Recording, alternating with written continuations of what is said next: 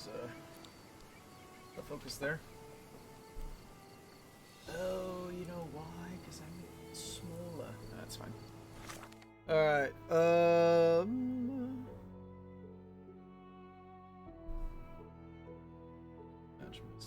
it does. Alright, cool. So we are gonna do... Oh, excuse me, a few side things first. I did a lot of the, I did the treasure chest and coins thing off stream. That's just all done. That's just all done now. So let's do these things. Well done, Sherry. The hall now looks much as it did in our youth. Brings back fond memories.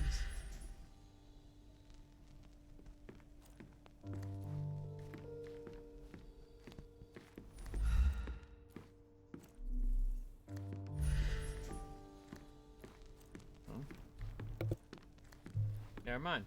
Brother called me with trolling me.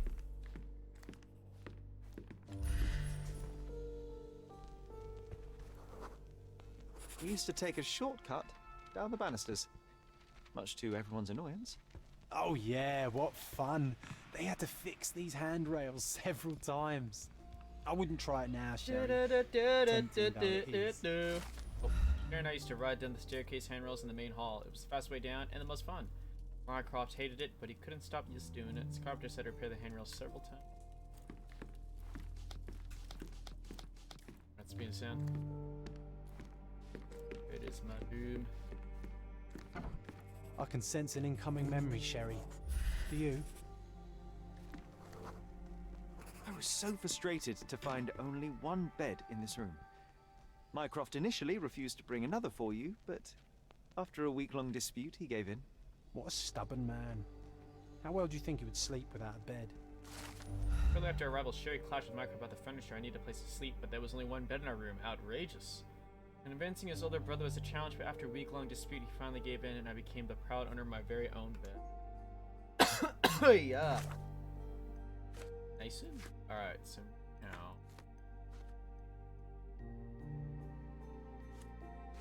let's do this one. Monument of the local pirate legend Kareem. I ran into this earlier. Arnott Street and Scarlet Street. Scarlet. Scarlet. Scarlet.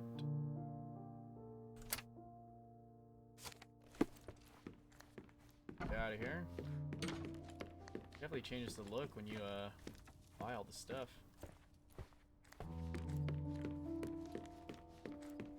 I also bought all the outfits. Don't know. Alright.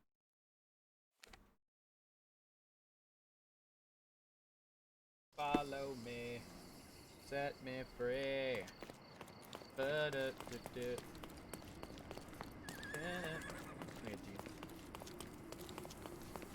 You know, it's a good song. I kind of like the game, the Virgil's theme song. That's a good song.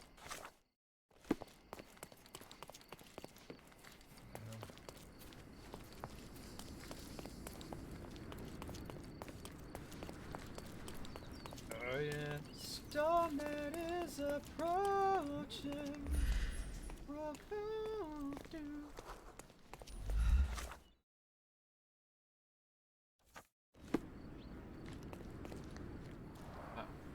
Karim of the Silver Hand, the pirate with a golden heart. I told you I remembered him. Hey Sherlock, I'm up here. Guess what I found?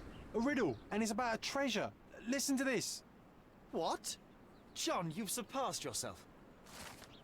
On the top of the monument was carved the first in chain of riddles, which, as John suggests, leads to Silverhand's lost treasure. The first riddle: a hand with treasure, a quest so sweet, stand where Eris Road and Crooked Street meet. A few steps toward the mosque, left of the first stairs, and find the courtier with a wishing well chair. Come on, Sherry. This is just like the old days. Sherlock and John on a pirate's treasure adventure. Look at... Gosh, I had to look in the documents.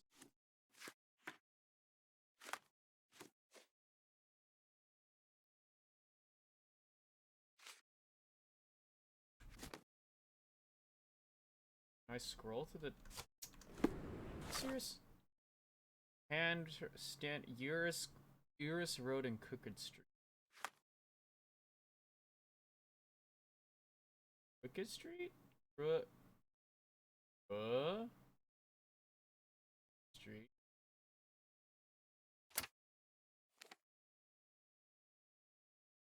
Go from there, take a few steps toward the mall. Oh, why doesn't it let me go through the whole thing?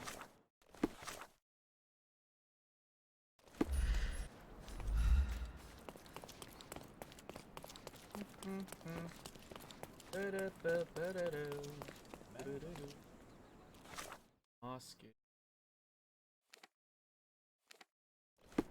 Go. Here.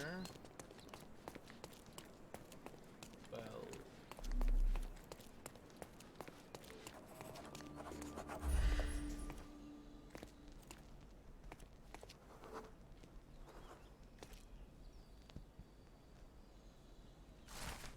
You're almost there. Let's not postpone. You're seeking an ark that's made of stone. Head east from the old ruins. It guards the ancient ark that's... So the treasure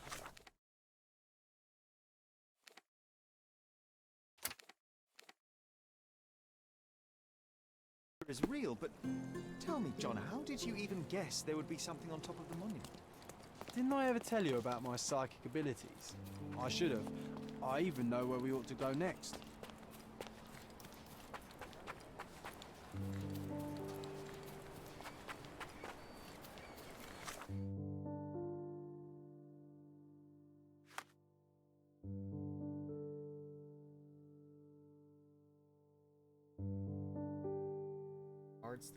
Guards the ancient ark made of stone. Should I go here next?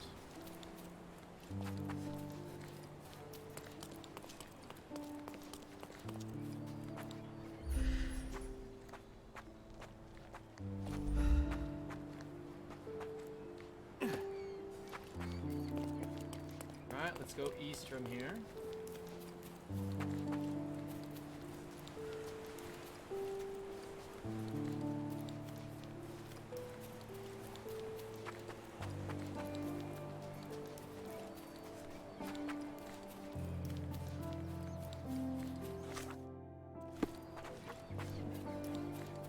This thing?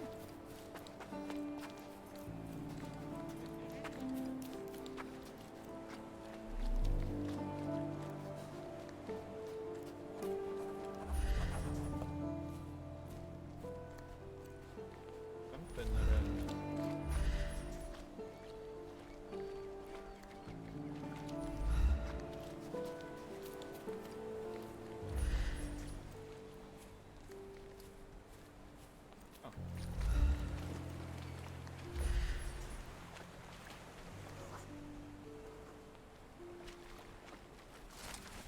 With old ruins beneath its feet, find a tree that treasures keep. You may find only one small detail, but that doesn't mean...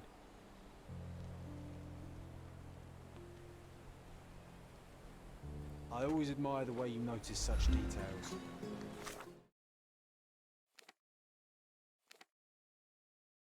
That way? In such moments, I often recall Mother... Old ruins. Its feet. voice teaching us of the importance of the smaller details. The world hangs on small hinges, John. Even the most chaotic miracle becomes sequential when you take a closer look. I remember.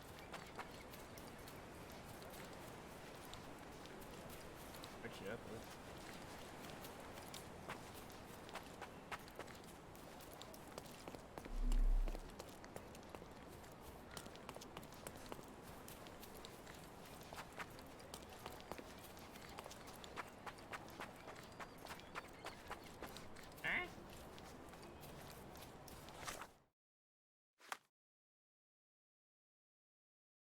Old ruins beneath its on a tree that treasures keep.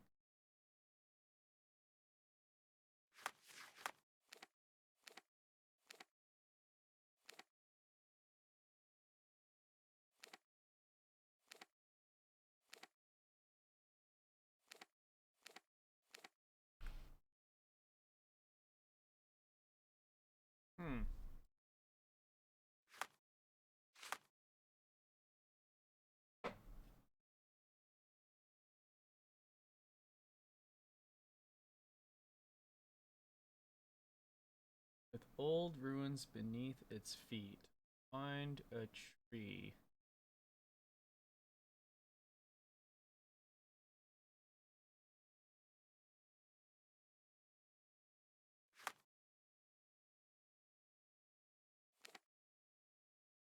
Up here, maybe? This is old ruins.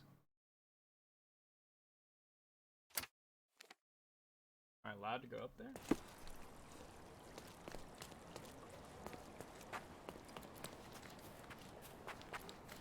Up here? Aha.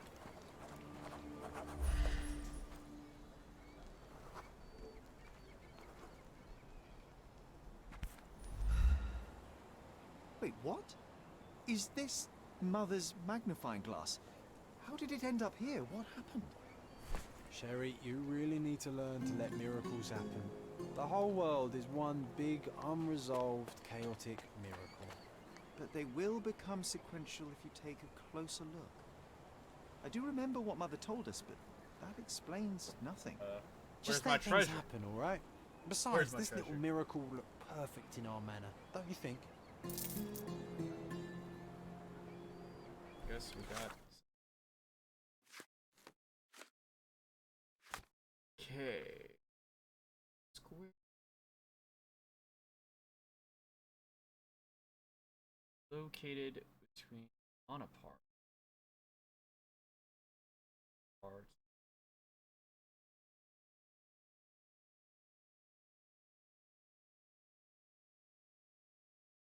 On a part and one yellow.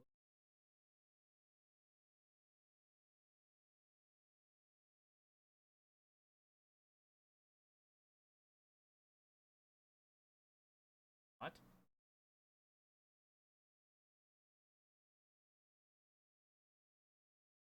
Well, here I guess.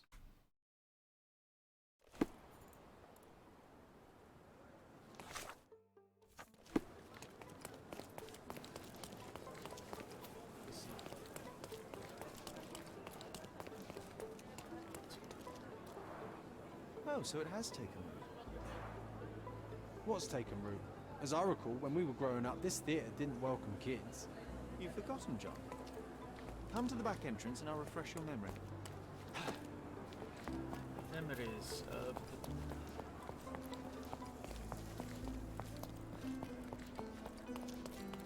the... Yet I still see nothing. You need to focus, my dear friend. Watch me.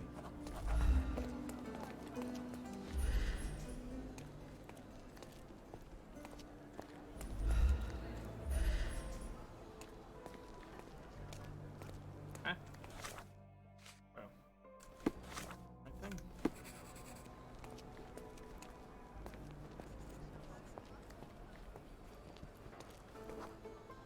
Here was our glorious stage. Ring any bells? Ah, we don't need to dwell on the past, Sherry.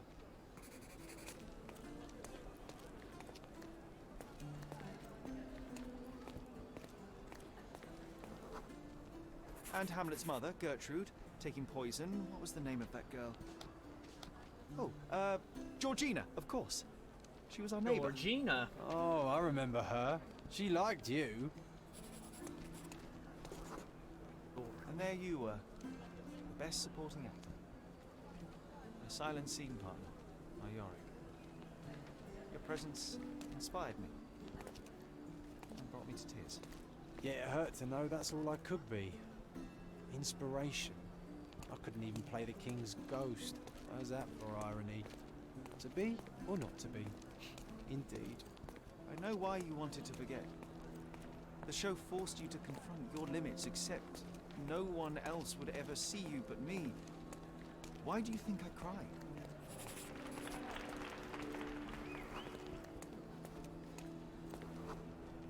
In the end, the audience was thrilled.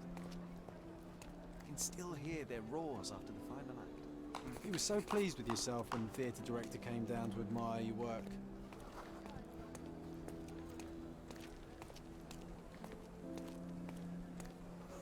Director was He applauded. impressed. A huge gesture from a man for whom children on stage was an anathema.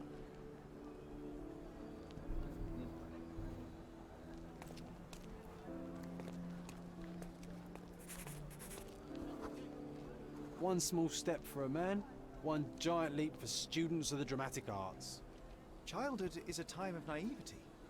I cannot now imagine seeking a career as an actor, drinking wine all day and gaily treading the boards at night. Yet you often pretend to be someone else in your search for the truth. You can't act like this side of you disappeared completely. Quite. This, above all, to thine own self be true.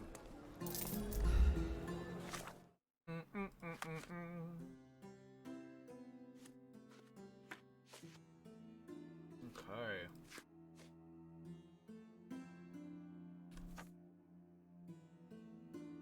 Professor's Road, north of Adler Street.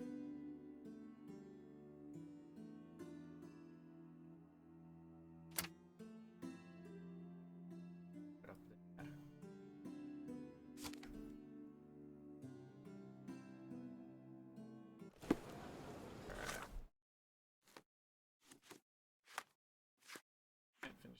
Alright. Finish this. And find Mama. Find our Mama. Prizes.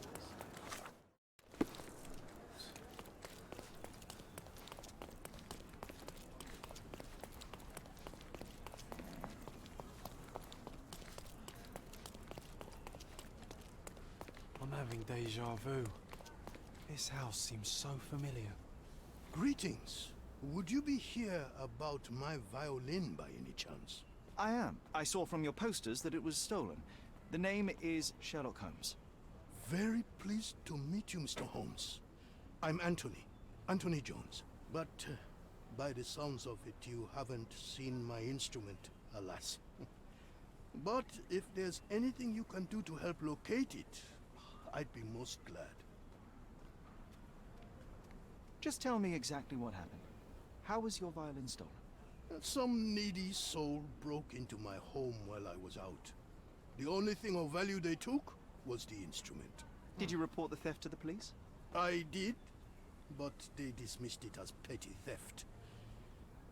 Don't get me wrong, I don't blame them. They certainly have more important matters to deal with. I want help. It would be another crime if I let some petty thief get away with your beloved violin. Let me help you find it. Oh, thank you very much.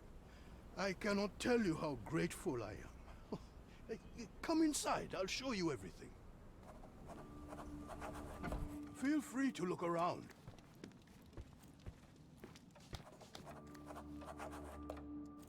Feel free to look around. I see you've received many accolades. Ah, those are from a long time ago. These used to are perform a lot intricate in pieces my of youth. music. Quite beautiful if my sight reading holds true.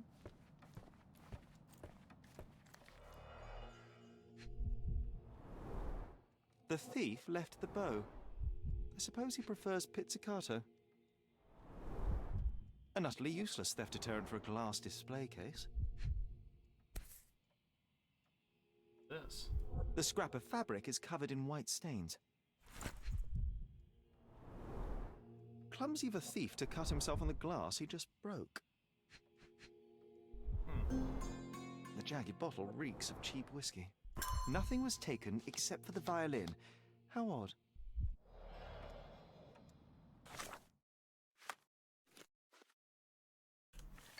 Full analysis.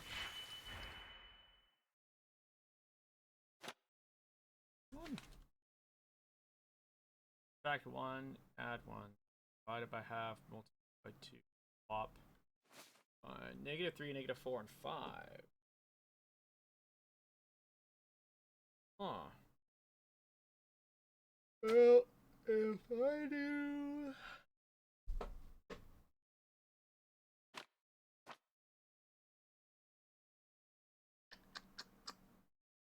No one blue. So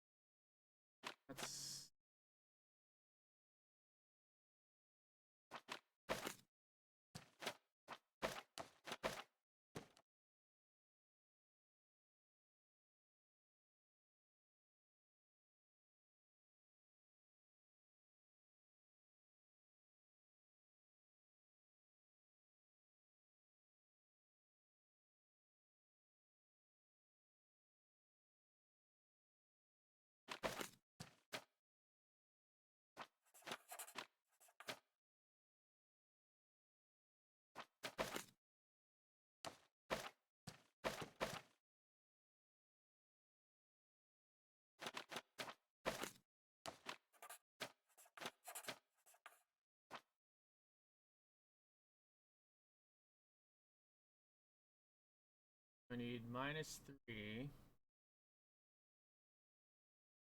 -4.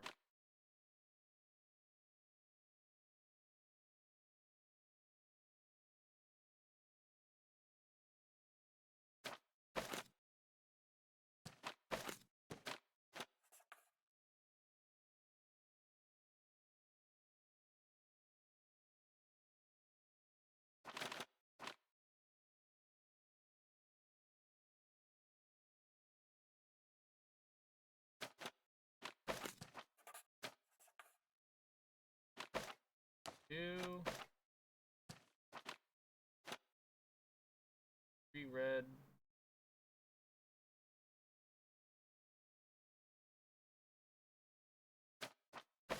This.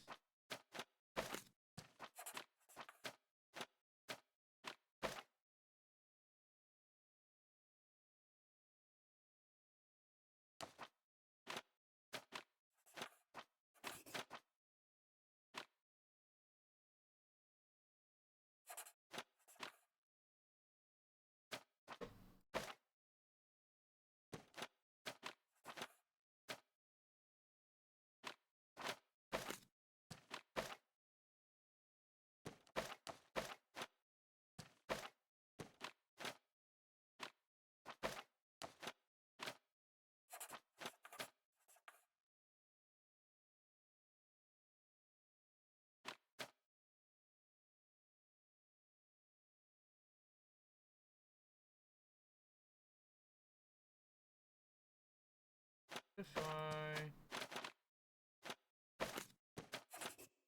do that.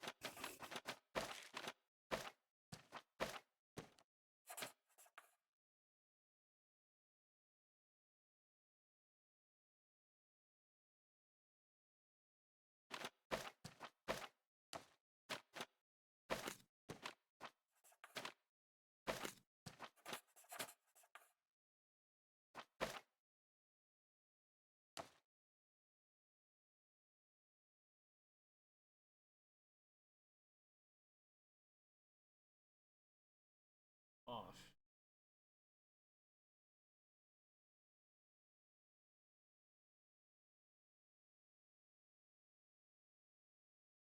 Let's reset everything. -3, -4, and a 5. So what if I did this and flop it? -2 and a 2.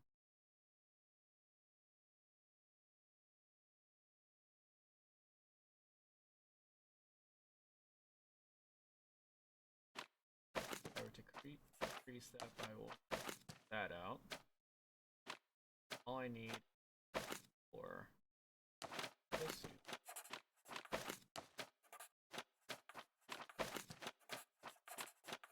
that right? -3, -4. Oh yeah. Fabric bears trace of salt and gunpowder.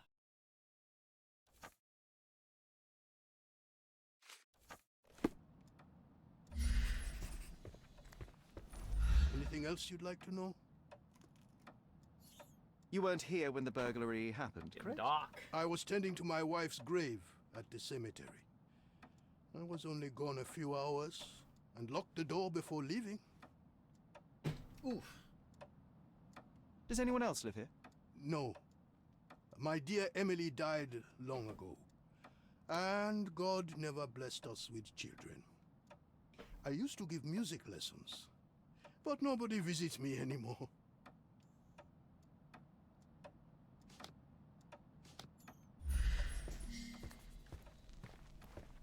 That's it.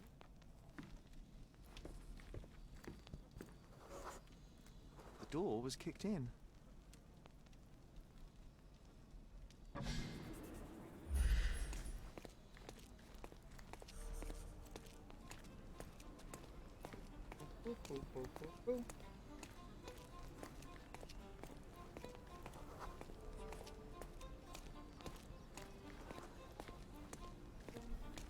I am the storm that are approaching, revolting.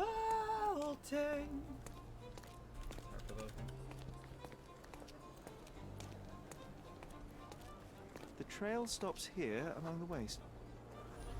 Hello, sir. Would you like some fruit? Fresh from the orchard? I'm not hungry, but I'm looking for a violin that was stolen. Any chance you saw someone with one? Oh, yes, I did. It was sailors, sir. And they were very good customers. They ate lots of fruit, and said that my donkey looks like their friend. Lieutenant Sean. A lieutenant. Did you see where they went? No, sorry, sir. I was helping other buyers. Oh, and sir, the sailors also took my donkey.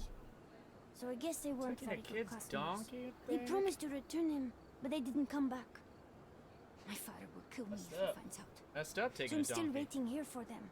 Do I'm you a know donkey, Anthony Jones, the Shrek. musician? He lives nearby. Of course. Mr. Jones is very kind. He never barters. Funny you ask. I'm yet to crack a smile, so pray tell. Well, the first time they came by, the sailors mentioned something about music, so I told them Mr. Jones can teach them how to play. Wait, so what is his violin? Oh, Not your fault, bro. You couldn't have known they would steal from the old man. Fortunately, you made up for it with your testimony. I'll find them and your donkey soon enough. Stay put.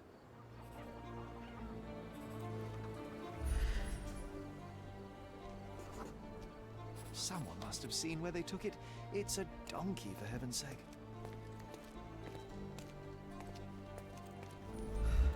May I ask you something? There is no amount of money that would make me talk. That's dead, so I have to. Look at a match's look here. Food merchant.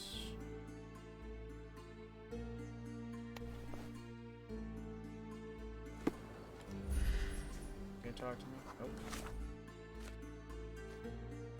I gotta change to look like the middle one. There.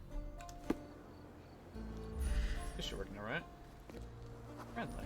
Are you able to help me?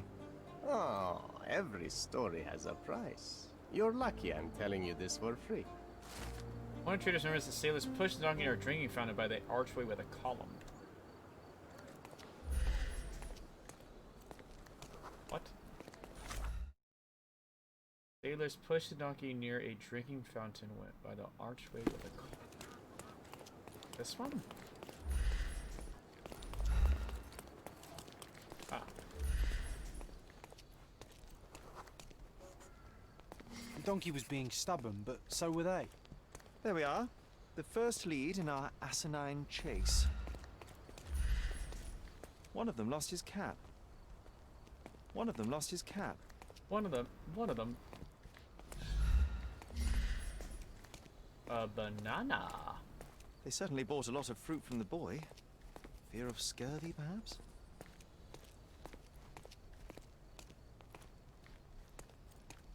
A pile of dung. An act of defiance. I hope it got on their shoe. There's a broken Another bottle of whiskey. Oh, this must be Lieutenant Sean. The sailors couldn't get him inside the tavern. Don't forget to point the boy to his donkey on our way back. Good grief. Those drunks are wreaking havoc in there. I know who's cooking up coals in the ruckus.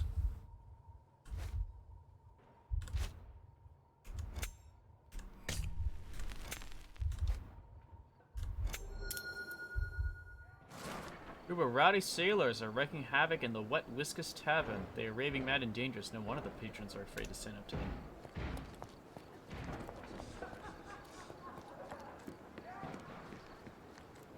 Talk to him?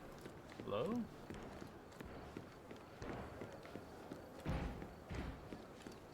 Let me talk. I'll cover you, partner. Rum.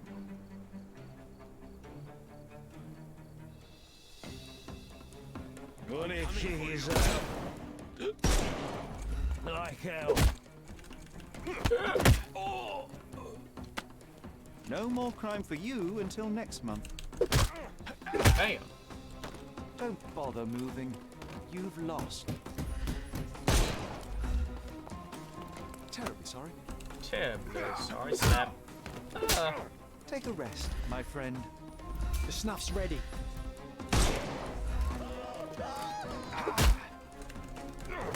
Damn. Too simple. Oh. Give him the pepper snuff. It's not nice. Don't bother moving. You've lost. The snuff's ready. Someone's shooting a pistol at me. Don't cry, you'll live. The snuff's ready. Can't tell, is it a helmet? My knee! No more crime for you. Give him the pepper snuff. Ah.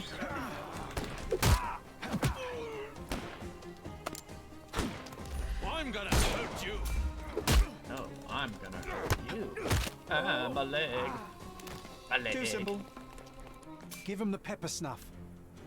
That's a lot of sailors. Well, they left me no choice. I think I might be nearing intoxication myself just from the smell of them. Point the fruit seller back to his donkey.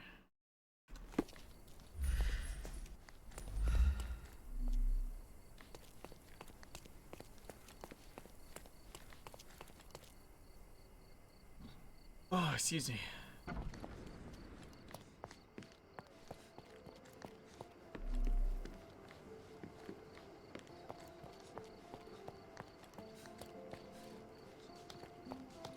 Was it actually in here? I guess so, because it's the wet whiskers. Oh. The maker's stamp suggests it was made by a student of Pressender. Quite a lovely instrument. And somehow, after all the mayhem, it's still in one piece. Ba, ba, ba, ba, ba.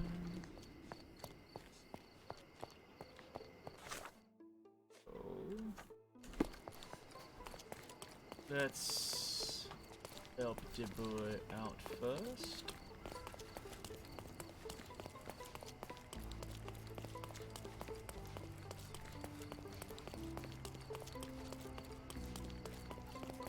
I found your donkey. It's not far from here, outside the Wet Whiskers Tavern. You'd better go after it before someone decides to borrow it again. Thank you, sir. I'll be quick as a flash. Hey, Yusuf, please look after my cart, okay?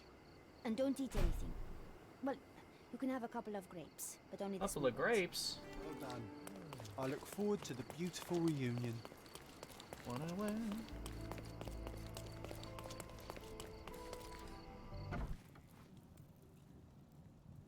I can look at this sign out here too.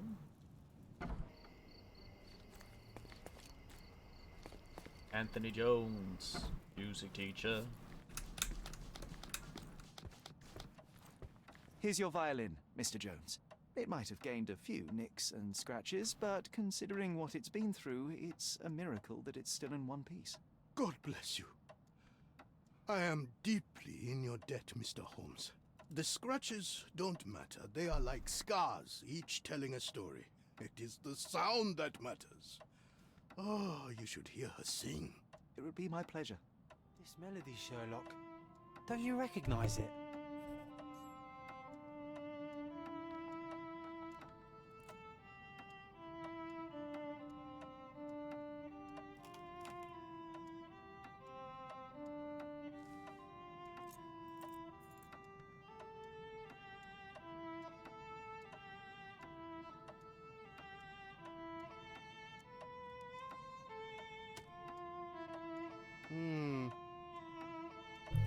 Boo boo boo boo. This melody, Sherlock. Don't you recognize it?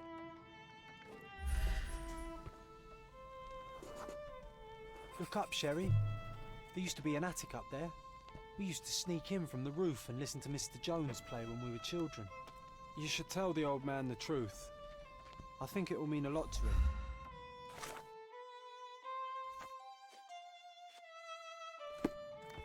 Bravo! I'd forgotten how beautiful a violin sounds in the skilled hands of a virtuoso.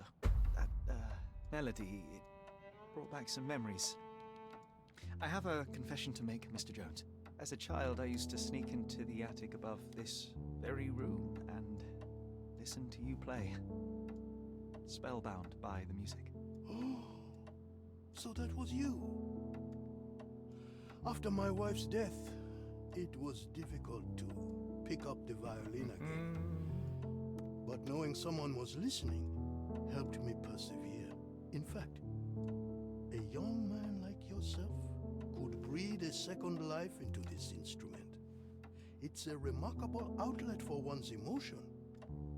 You should have it. I can't accept that. And, well, I don't play. It's never too late to learn, Mr. Holmes. The way I see it, the violin chose you. Take good The care. chosen one.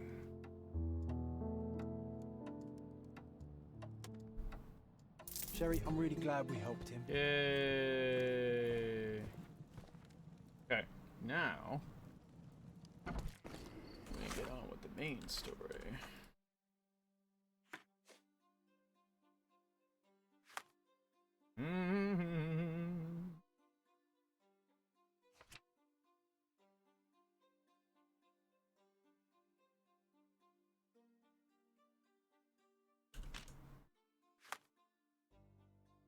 Okay, back to Stone Manor.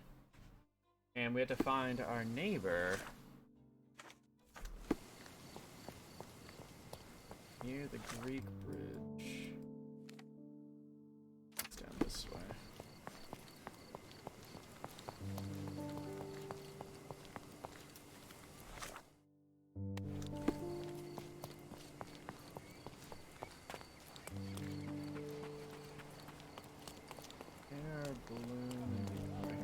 That wretch Goliath would murder us all. Mark my words.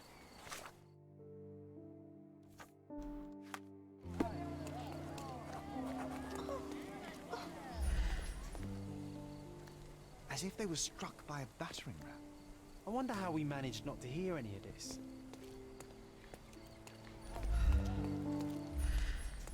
The flowers. Destruction and trampled ground. Destruction and trampled ground. Whoa!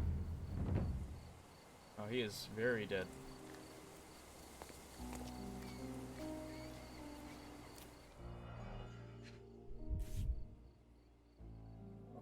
A sailor's knife useful for cutting wet and thick ropes. It's seen a lot of use. The blade is worn from grinding. A coal gas tank. Enough to pump up an airship.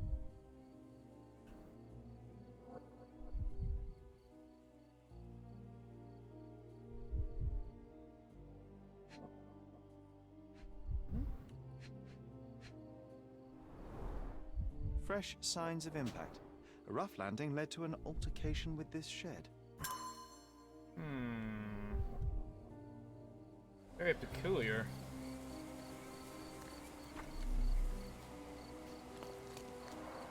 Hog heaven.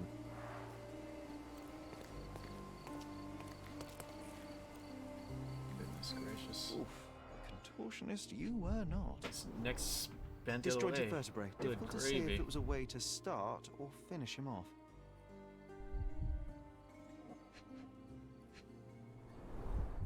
A belt from a dressing gown. Curious. Jeez. A kneecap reduced to splinters.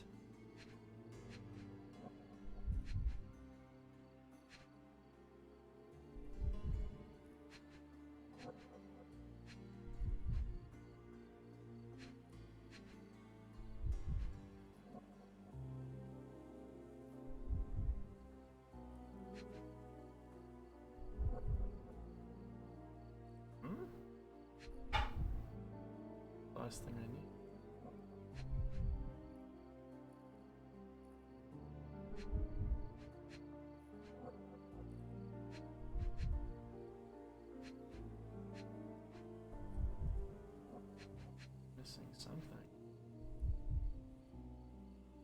finger. There it is. A missing pinky, middle-aged. It's none other than Theodore Gildan. Oh boy, Sherlock. Another death means another question. And we shall answer the question.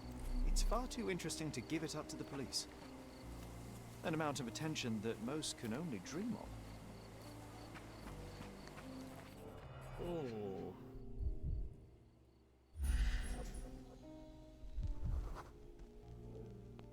Poke the elephant with this? Really? People are hopeless. Adult elephant. A strong pull broke this leash. A pool of blood and saliva, possibly as a result of impact. Sherlock, take a picture of the footprint.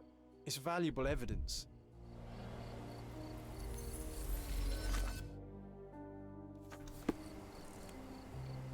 This photograph can help us find the old article about the elephants. The front page was fascinating. It was hard to believe as a child. True.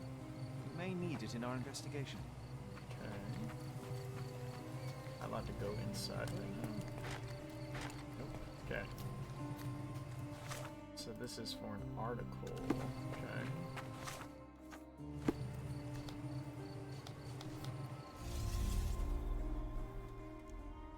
Okay.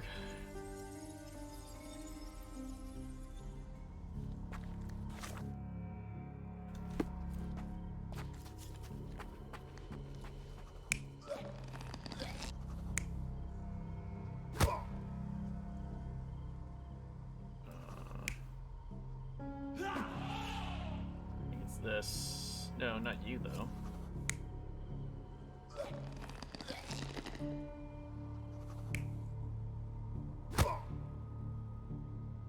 It must be this then.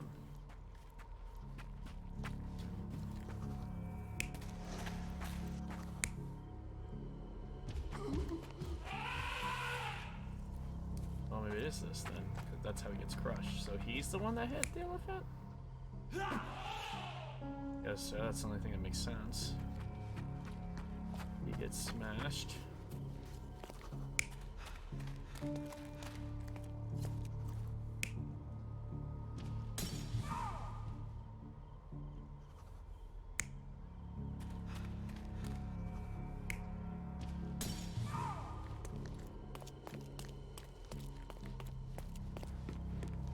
That's the one left, right?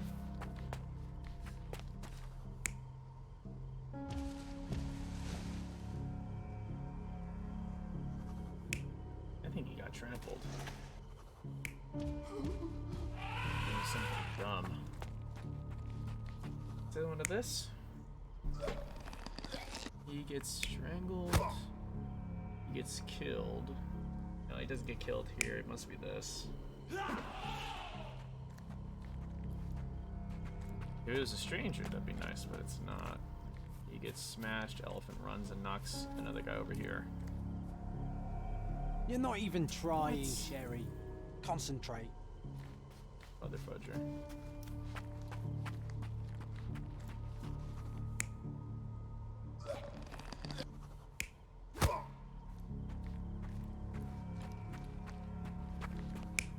Guess it is this then. He puts the body over here.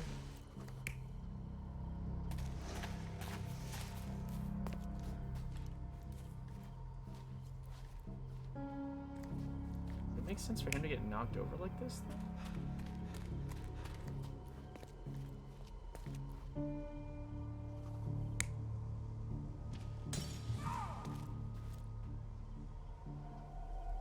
You're not even Nope. trying, Sherry. Concentrate. This? You're not even trying, Sherry. Oh my gosh.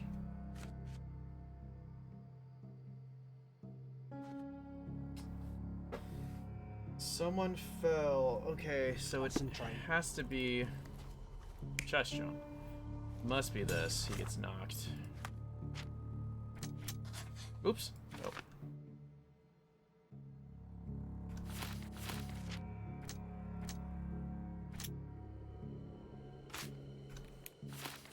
Weird. But Alright. He gets knocked.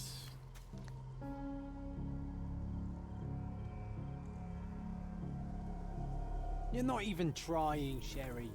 Concentrate.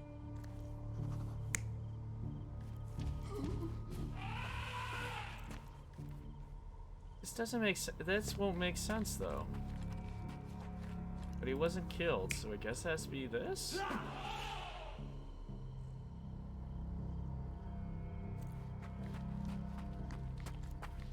This, or what's the other option?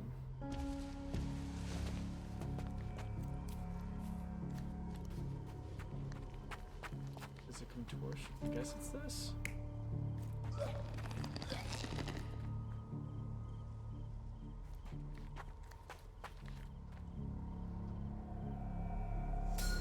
In a fit of rage, the elephant broke the chain and threw its victim on the ground with a fierce power.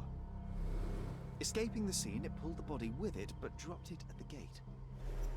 At least some of this was witnessed by a third party who was hurled against the shed. The elephant can't have gone too far. I can still track it. I suppose you find it. Then It's bad.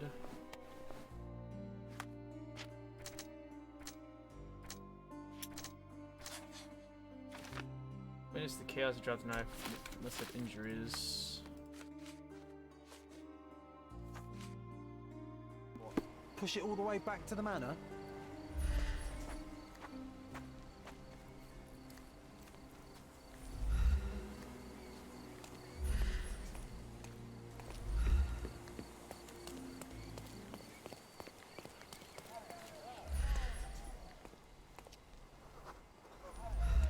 May I ask for your assistance?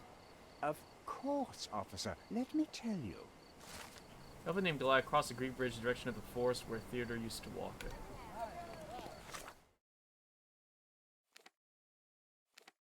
So it's up that way.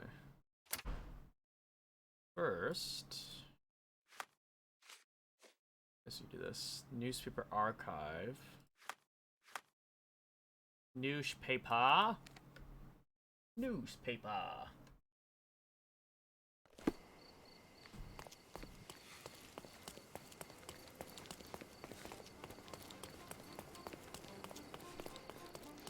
The Cordona Chronicle. How clever. Not really, but just the double C. Alright, it was written by science journalist. Front page story. Published 10 years ago. Lord of All Beasts, written by Dr. Ian Menzies. Only few can claim to have beheld this planet's strangest, most wonderful fellow, the elephant, said to be land's largest animal. This colossal yet friendly creature enchants all with its size, intelligence, and communication. Elephants are mammals just like humans and originate in Asia and Africa. Despite feet that reach 18 to 25 inches in adult males, the elephant is surprisingly agile and, in concert with its prehensile trunk, can perform feats of remarkable dexterity. Elephants form strong emotional bonds with their loved ones. Some scientists have even reported witnessing signs of grief or happiness. Perhaps the question is not how much elephants resemble us, but how much we resemble them. That's the article. Feeling old already?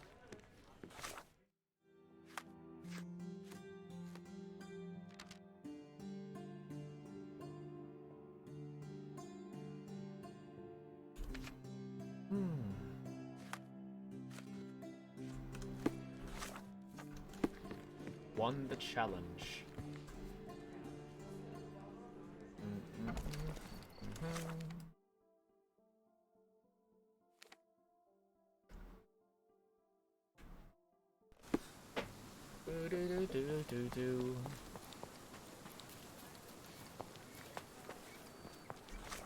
Toward the forest.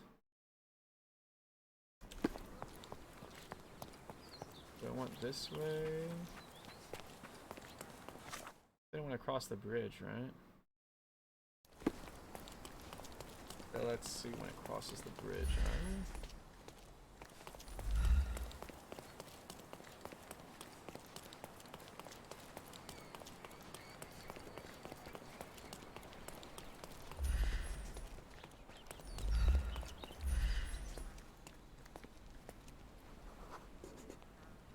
elephant barged into this cart of olive oil. What if we're lucky and he slipped and fell somewhere along the way? How do we not hear anything of this elephant? Like it's an elephant. Makes no sense.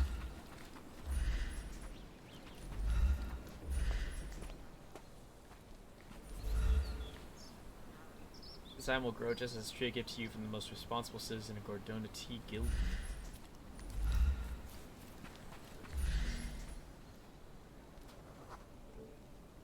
Okay, hear me out.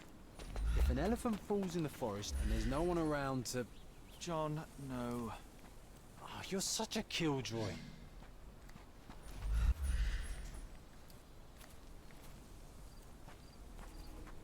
Something? What the?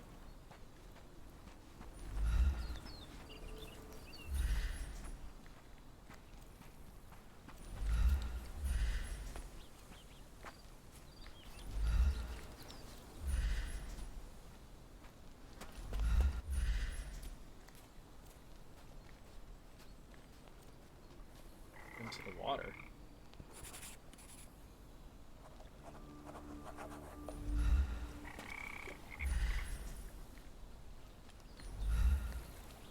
Strange. It was hung with care. The game has escaped us, for now. We'll find a solution to the elephant problem later. Dear Theodore, remind you as a fellow islander, I value your friendship just as I value the lives of our people, though I'm afraid this one-sided friendship cannot tie my hands any longer.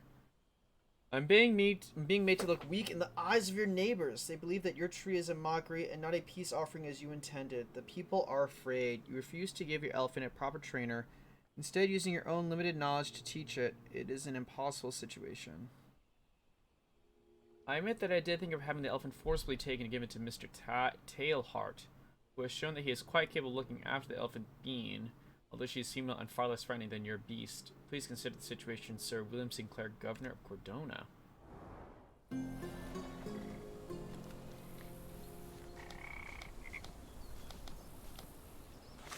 So,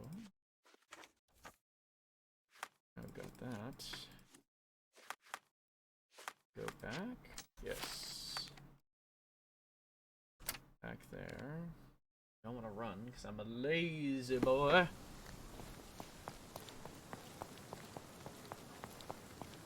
But now I can go into his house.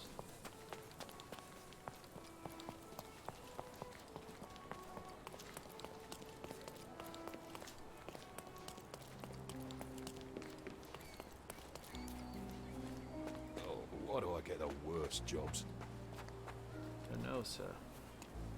I don't know why.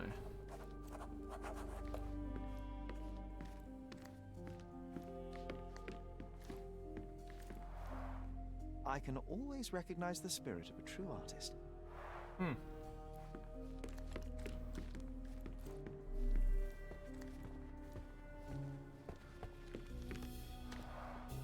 This young lady has a childish interest for her age.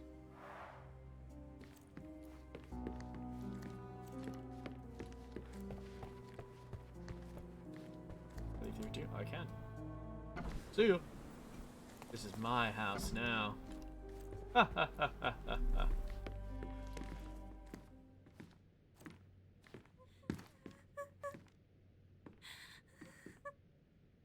Inside. You. Who are you?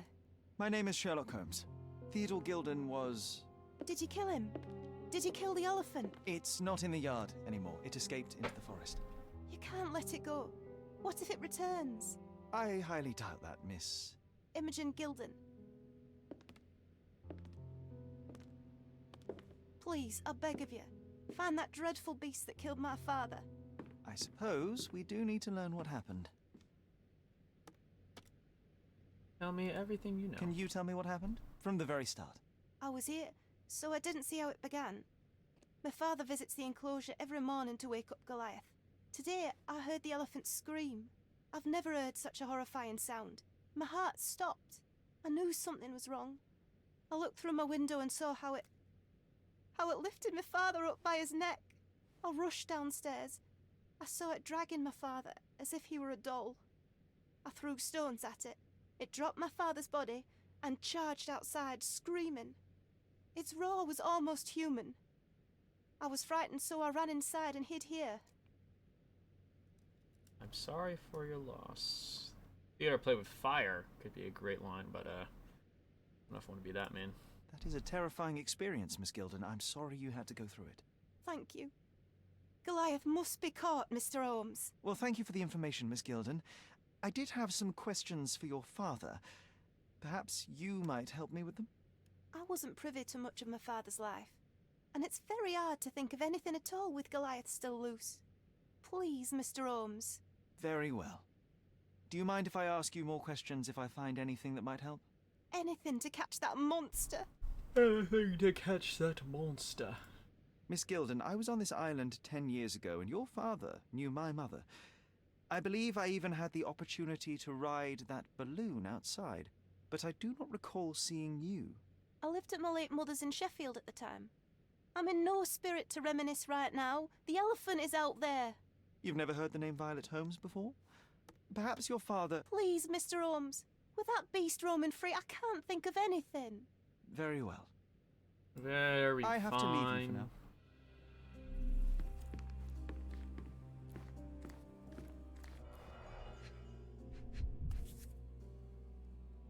False idols? Oh, sounds utterly dreary.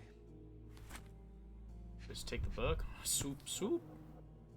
Ugh, the same dull poses on all romantic photographs. So idyllic. Oh. Enjoy your happily ever after before it stales. The heck is Paul?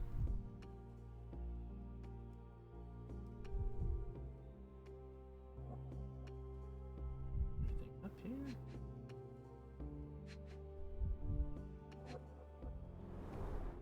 She packed as much as she could carry. Hey, Sherry, we need to talk. What? You found false idols. We need to find the remaining two. What does bazooka even mean? Would this paper be good for anything but blowing one's nose on? They're not rubbish, Sherry. There's something more.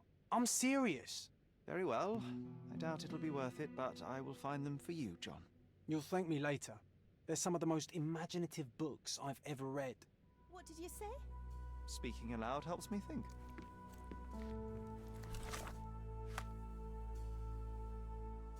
Locate the entire bazookiology trilogy?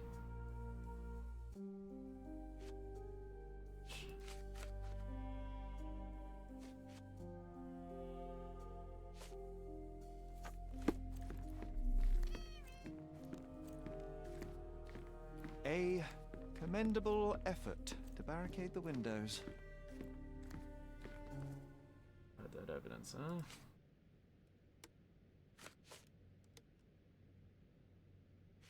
Okay, first we want to do... Did you observe anyone else in the yard? Any of your servants, perhaps? Servants? Do you imagine that we would have any with Goliath? No one wishes to work in this house, even for double pay.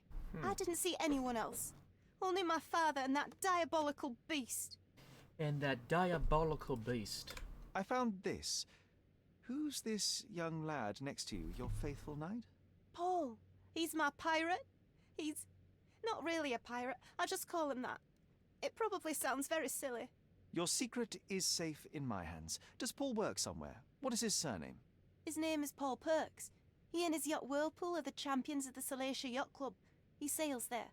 I'll show you where it is on the map if you need to meet him. A yachting champion? Well, that will be a first. I prefer dry land. And so does my suit. How are you gonna be detective and you are not like... You can't swim, bro.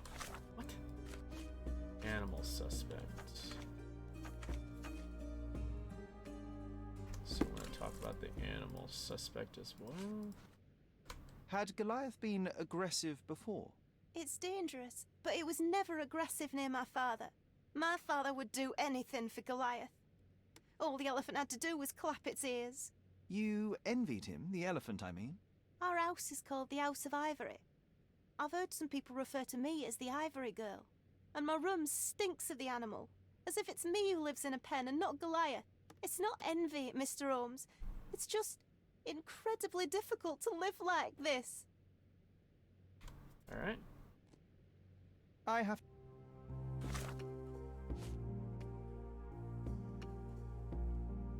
Okay.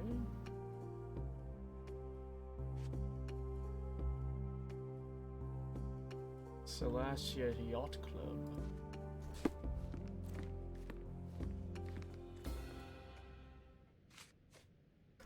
I've nothing to say about this. Alright, goodbye. I have to leave. Can I go anywhere else in the house? Is there here? Ooh. The nicest spot in the room. Mr. Gildan spent hours of his life right here. Staring at an elephant's backside. Goodness. What a wonderful life.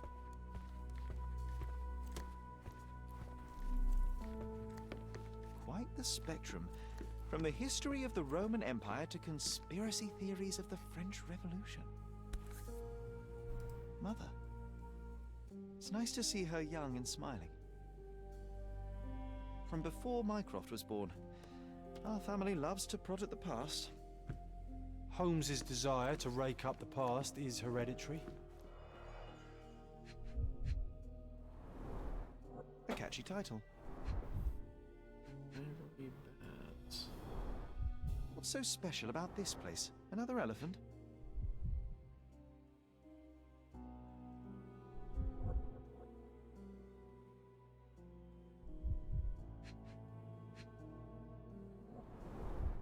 A partnership annulled with a single stroke of a pen.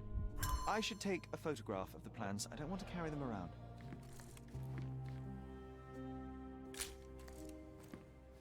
Okay. Elephant's Man. Cordona Chronicle. A local wealthy resident, Theodore Gildan, 55, has purchased an Indian elephant for a traveling circus. Mr. Gildan commented, "It is a wonderful opportunity. There's no one on this island better suited to provide such a comfortable home for this elephant. It is a paradise for a noble creature. No longer will this animal be locked in a tent with clowns. He will be my companion from now on, my second child, and I will protect him. Don't be jealous, people of Cordona. I am your best citizen." Only time will tell if this is a midsummer madness or not. The neighboring elite of Cordona are shocked to read the news, and furthermore to hear the terrible trumpeting of the beast. But they are having to accept the eccentricity of one of Cordona's most powerful. Now we can all say that the riches of our island have troubles to bear too, the same as the rest of His us. second child, an apparent son and heir, I'd say.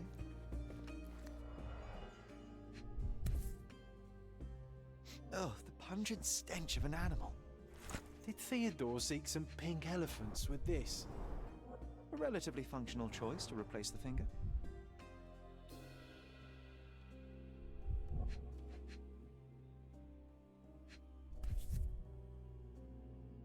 I think they were closer than you and me, John. I'm hurt. Picture? 68.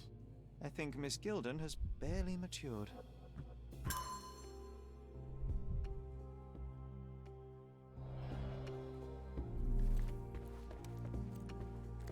Anything else in the room, mayhaps? Looks eccentric and smells eccentric. Ask about the Ivory Bats construction plan. Anything else here, though?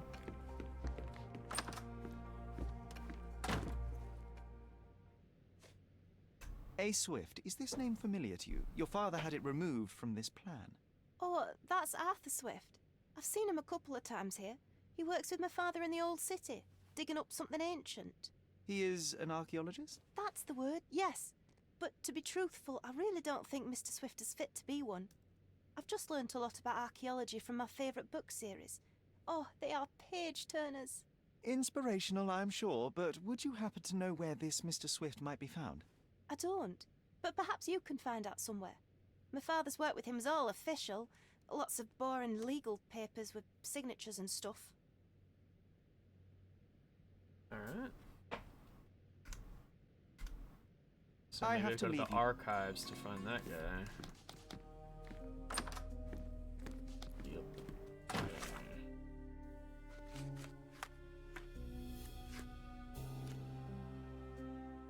love, betrayal, and revenge.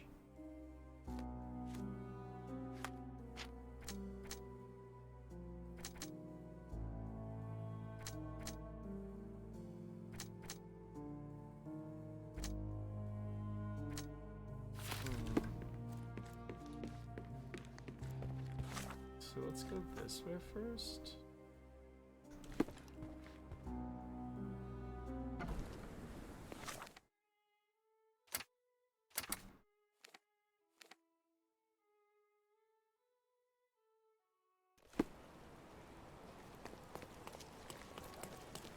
All the newspapers are sold out.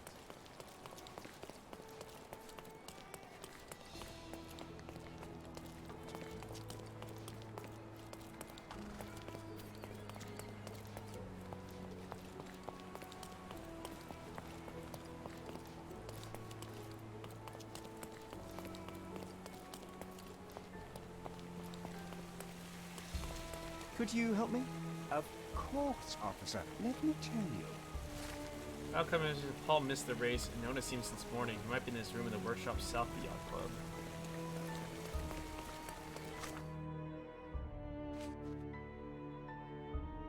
South of the yacht. South? What's it down here?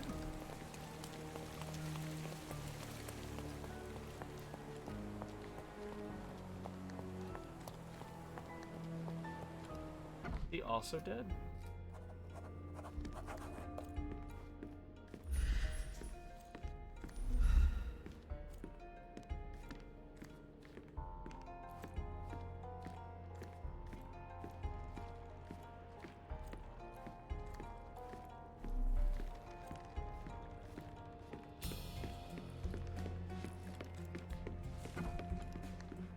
A foghorn to navigate and warn others at sea. You should have a warning to cover your ears. Whoa.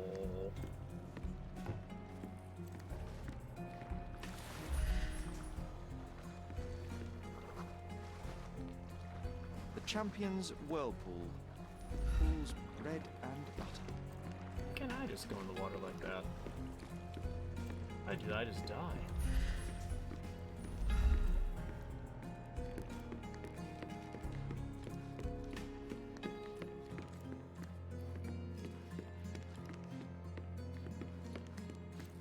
Is he dead? Bloodied bandages. Has someone been hurt? Where would a champion hide a key?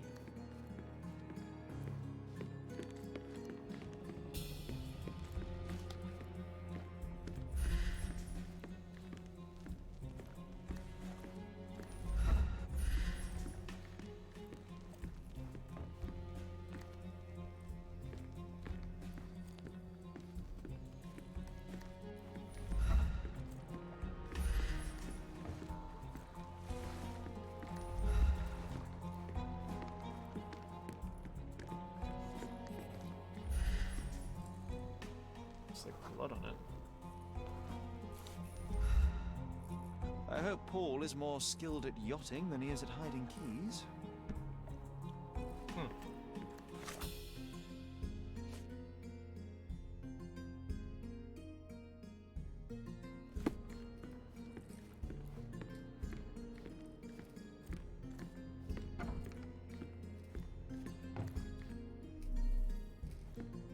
Bloodied bandages.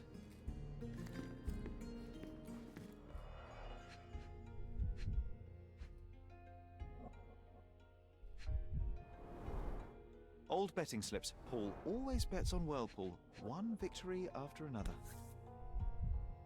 Additional earnings to sweeten the victory. Oh. Whoa.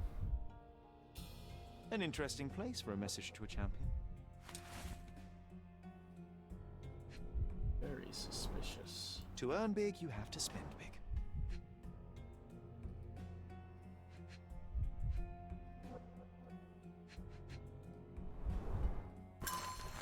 You gormless, gilly wetfoot. You think you can leech off of my family, steal my money, exploit my daughter?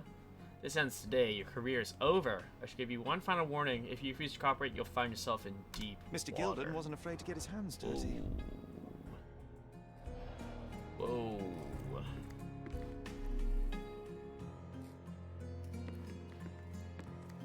Too ordinary a room for a champion. There's no incentive to put in any effort.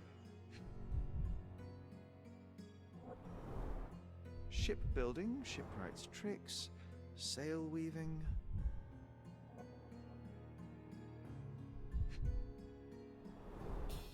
An expensive set of tools for woodwork.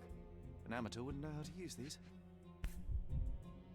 Darts, two missing. A box full of darts. Each has a needle and can be loaded with drugs. Oh. He shot the elephant. He shot the elephant with a dot.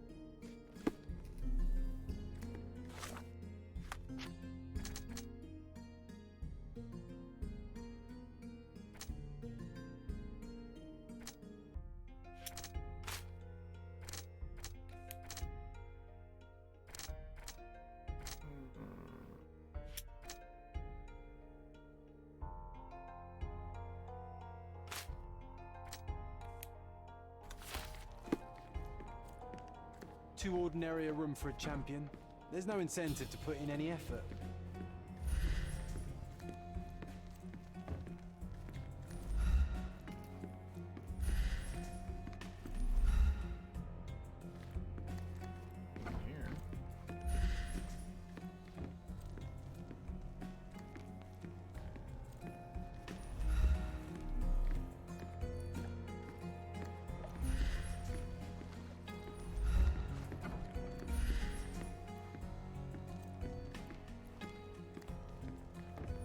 We can become pirates and show them what should be stored in here. There we go. Sails of hatred. I suppose there is something for everyone, including Bazookiology. Who knew archaeology could be so exciting? Exciting is certainly a word.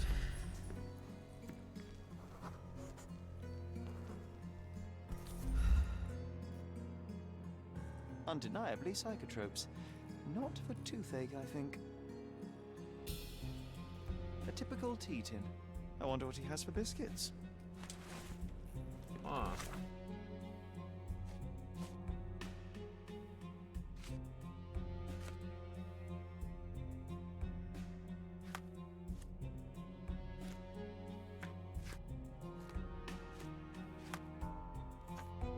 So we are gonna have to go to the art and do that later too.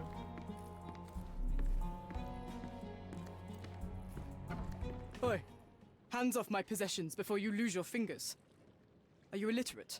The rules are written everywhere. Ah, Mr. Perks, the cabin boy himself. Champion, you mean? I was right. You are illiterate. I think a couple of shiners might teach you. One last chance. Who are you?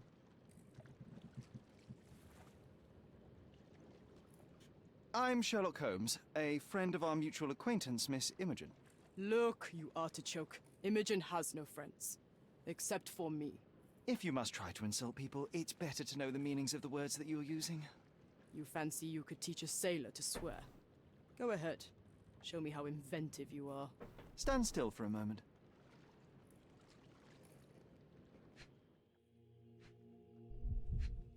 Weird,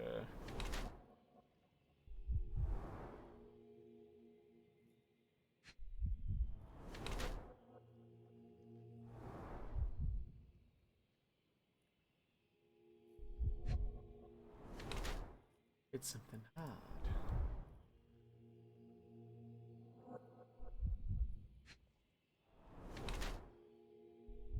A female body.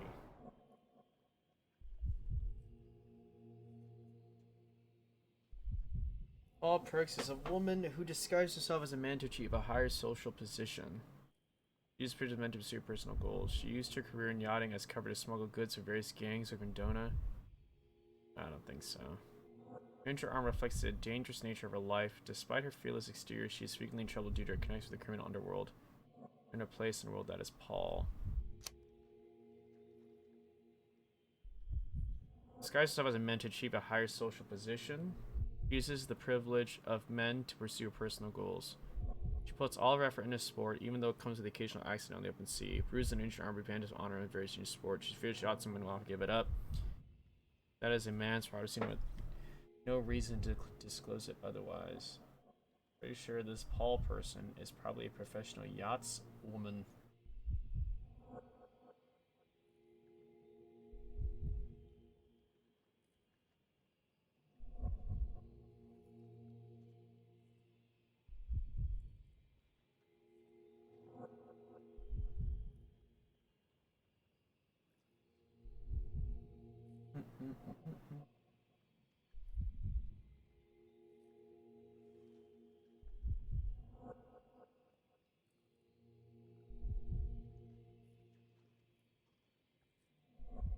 Does it matter which choice I make?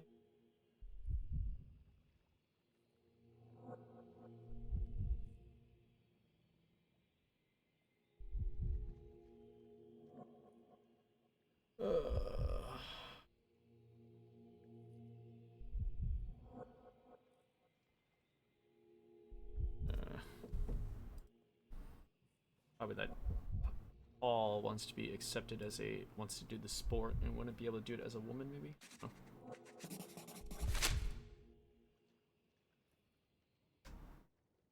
I'm impressed by how well a woman can handle a yacht and endure so many hardships on the open sea. The revelation of your nature could well humiliate so many rich men here, not to mention how you have broken the rules. But I understand. You've done this to forge a real career in the sport. But tell me something. Has no one asked you why you don't grow a beard? Shh. Have you been following me? You better not be wanting to end my career, because I swear you'll regret it if I get outed. Damn you, Paul. I'm sick of... Who's this peacock? Does he know who I am? I definitely know who you are not. You're not a dictionary reader, at least. I wanted to see how you... pals interact with each other in your natural habitat.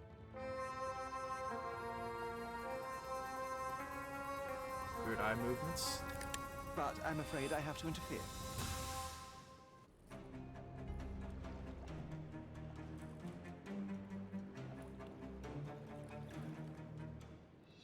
I'm coming for you.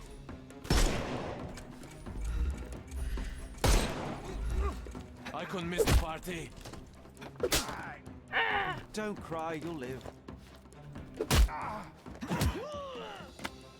No more crime for you until next month.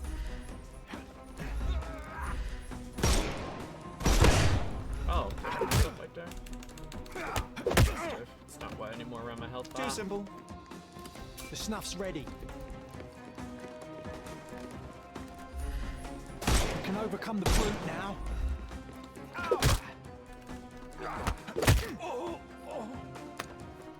Don't cry, you'll live. It's all yours. Give him the pepper snuff. I will give him that pepper stuff. No more crime for you until next month.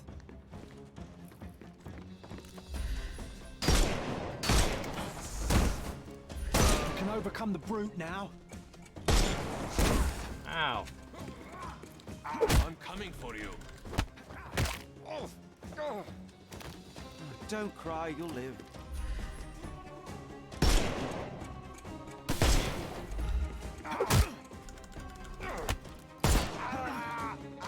Take a rest, my friend. The snuff's ready.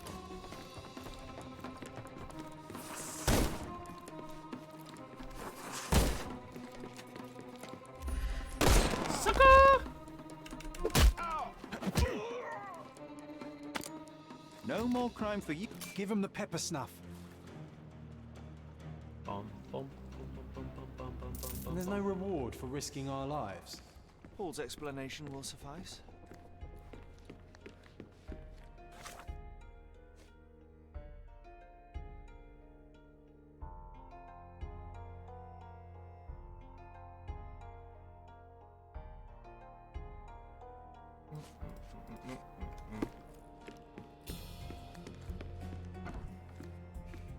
Your fellow mariners have a strange way of showing hospitality.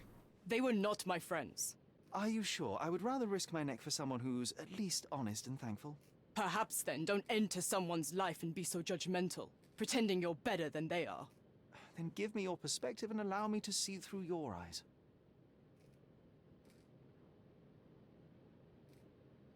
Where were you this What were you doing this morning, Miss Perks? Don't call me that. I'm a champion. I was sailing. The other club members told me that you missed the race this morning. Do champions not need to practice? Ugh, you've talked with them already. No, I wasn't racing. I visited the doctor after that attack on me, and then I had to honor the deal with the bandits you just took care of. I tried to tell you before, but your partners interrupted. Have you heard the news? Theodore Gildan is dead. Do you have anything to say? Well, what a shock.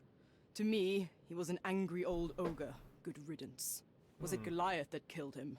Did it crush him? Break his bones? Come on, tell me. I want all the details. You have an unusual way of showing grief. Imogen wouldn't appreciate that. But yes, the animal could have been involved. It's poetic in a way, isn't it? It takes a beast to kill a monster. I wish I could have been that elephant. This business of yours, you should be more careful. Ruining your life at such a young age is ridiculous. I am careful. Except for you, no one has noticed where I store the smuggled goods. If the police arrive, there's no link to me. It's common storage, not exclusively mine. Alright. Does this knife seem familiar? I didn't find it in your competitor's back, to be clear. This knife is as blunt as your humor. It's a bosun's knife, but it's not mine. I wouldn't be so careless as to mislay my tools. Okay. I'm clueless. Okay.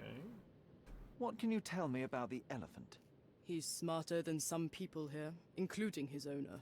Although I feel he could be dangerous, no matter how much he's fed. Why is that? Have you ever seen Goliath attack anyone? Well, not exactly. But I saw it, abusing some poor tree during one of its walks with Theodore. The expression on that old ninny's face was priceless. But it wasn't funny to look at. Believe me, it was frightening. A. Swift. Are you familiar with this name? The gentleman had business with Mr. Gildan. Likely just another strange and wrinkled fellow like old Gildan was. Perhaps this Swift person has a rhino, and they wanted to see which pet was stronger. In other words, I don't know who he is, but I bet he's crazy like Theodore. I doubt that court owner has ever boasted a battle arena for that size of mammal. You have an interesting imagination.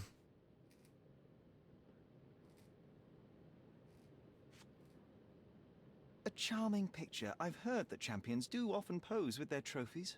Cheeky. It is a lovely trophy, though. I'm sure you will agree. What is it that you like most about her? Her naivety? Her father's money? A somewhat difficult choice. Especially now that her father is out of the equation. You smuggle illicit psychotropes on your yacht. Not a delivery for the hospital, I'm sure. Of course not. I've had to cut corners to earn some money. How might a person afford to pay for a yacht in an honest way? I don't know, although I'm smart. The buyers are my customers. Adults who are willing to pay for their pleasure, or weapons for jewels. Whatever they want me to deliver. Nothing criminal. Well, it's your lucky day. I'm not here because of smuggling. Have you tasted this tea yourself? I wouldn't have been a champion if I had used it. It's just a side business that keeps my career afloat. It's quite expensive to compete in yachting. Sometimes I cut corners. Such as fixing whirlpool yourself? Exactly. And sometimes I just have to pay. That's how I earn money. I don't sell slaves or take the last mangear from a poor family.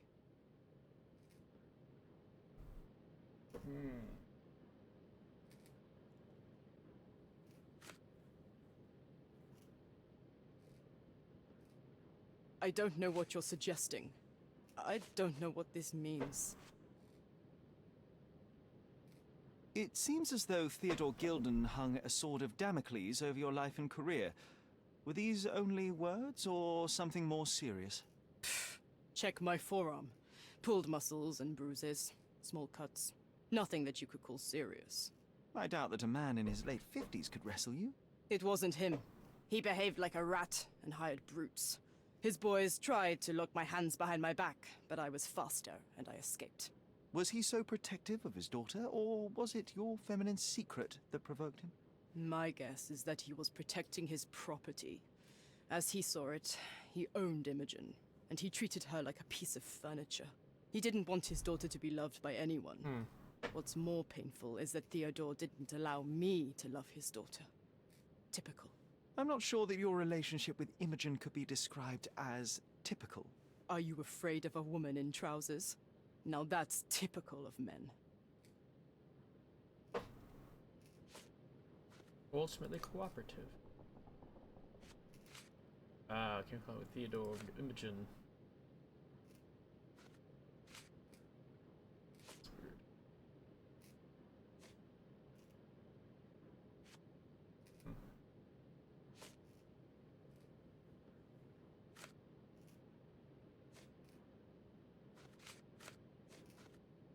Look what I found.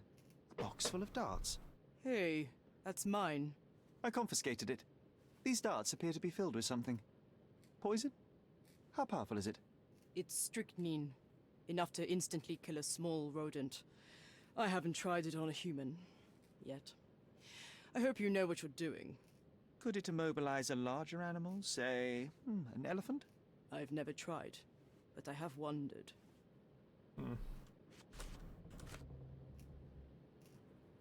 They should be... Okay. I don't know what this means. Imogen doesn't strike me as an industrious young lady, so I find it strange that she was busy packing up all her belongings when Mr. Gildan died. That's some favorable wind in your sails, isn't it? Is it so suspicious that a couple might embark on a trip? I wanted to thank her, so we planned to go traveling. A Theodore-free place, without elephants. The timing of it is suspicious, however. Your lady friend becomes an orphan and heir, and there's a planned trip directly afterwards. It is pretty An suspicious. improvised romantic dinner will never please a spoilt girl. A planned voyage might. It's not spur of the moment.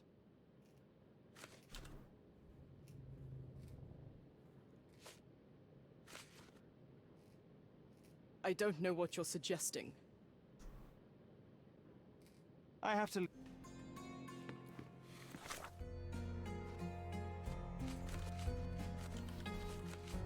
Okay.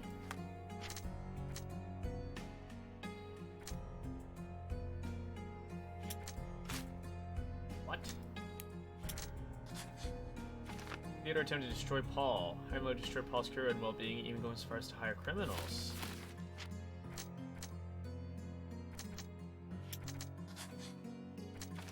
Paul may have fallen in the shed.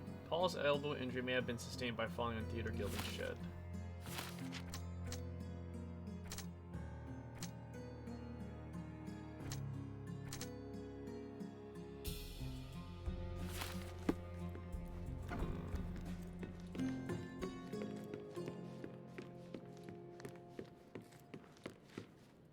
Okay. So... go back and talk to her real quick. Then probably do this one. I rebat construction plan. That's probably going to be at the City Hall archives.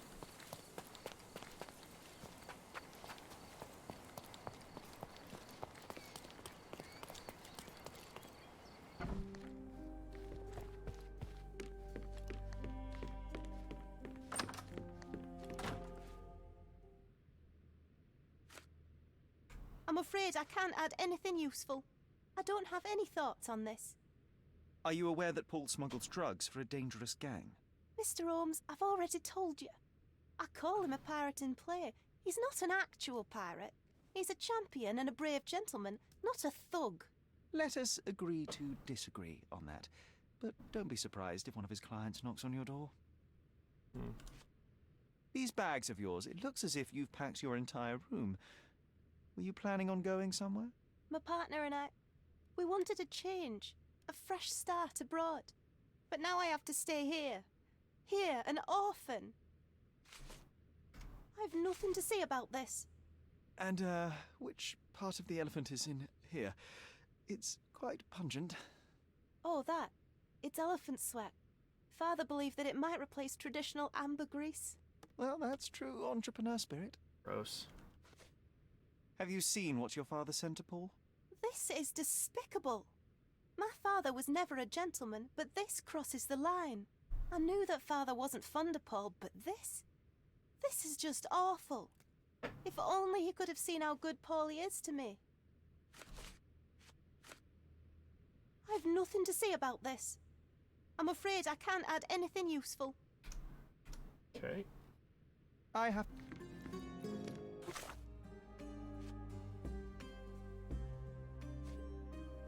Slave with a partner, life abroad, sweat elephant, could have been worse.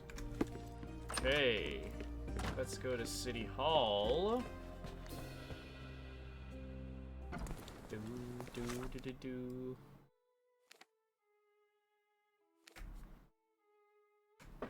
Bordona, City Hall. And we go into City Hall. Then I go into... I'm curious, how did Mycroft recruit you? I doubt you're a field agent. I imagine you work with intelligence. That's correct. Your brother noticed me when I tracked down a spy at the archives. That's how our cooperation began. And you? Did Mycroft force you into this? Not at all. We simply have a mutual interest in someone. Or something. Of course. A fruitful and willing collaboration, I'm sure. Well, I'm his younger brother. I have to accept the consequences of being a close relative of an official figure. I suppose, in a way, we are colleagues, Mr. Holmes. In the remotest way possible, Miss Oni. Have you found anything helpful? Huh, guess I just talked to her randomly.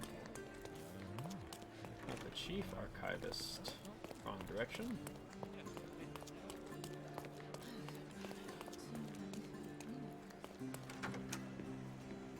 That was weird pose. Okay.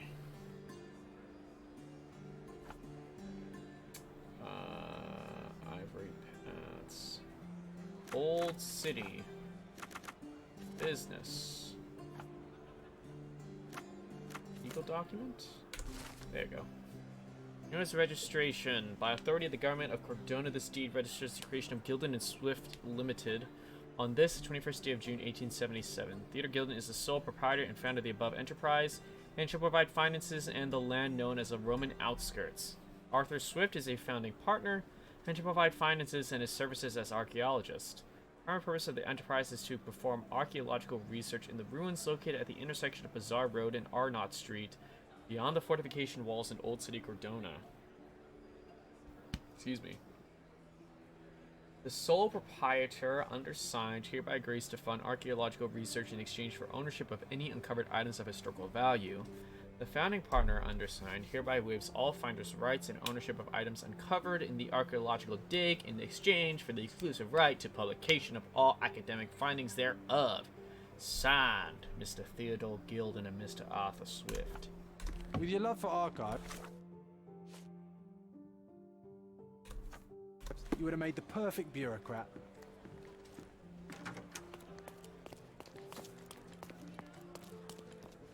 Let's roll.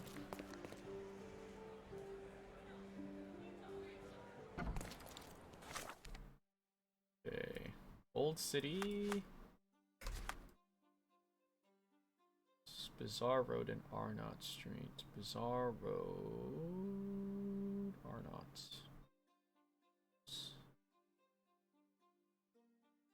That's up there. So should get some water, some drink, some type of liquid.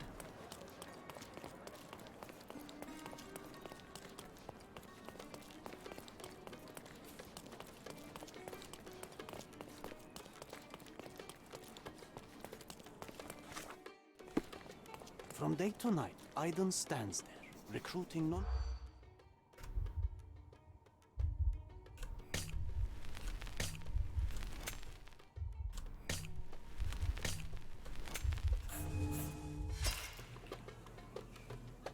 Yeah, this eavesdropping one kind of sucks. From day to night, Aiden stands there, recruiting non-rebellious workers for the dig. Ugh.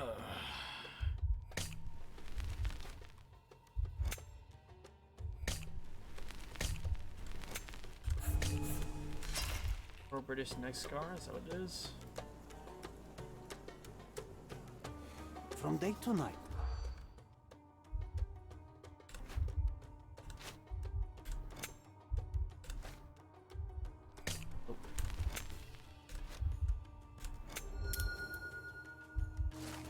Heard that in order to enter the digs, I need to be employed. A man named Aiden recruits new workers in the Old City Marketplace in the west end of the district. He has a scar on his neck and only looks for working types with a pro-British attitude.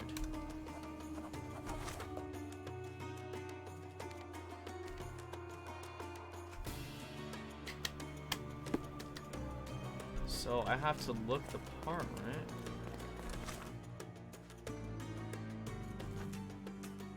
So... working types.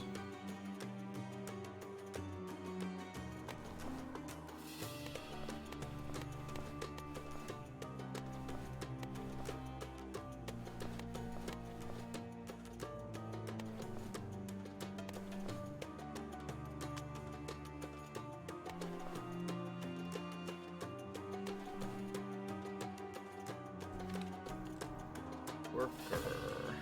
Oh, I need this one. This should be fine.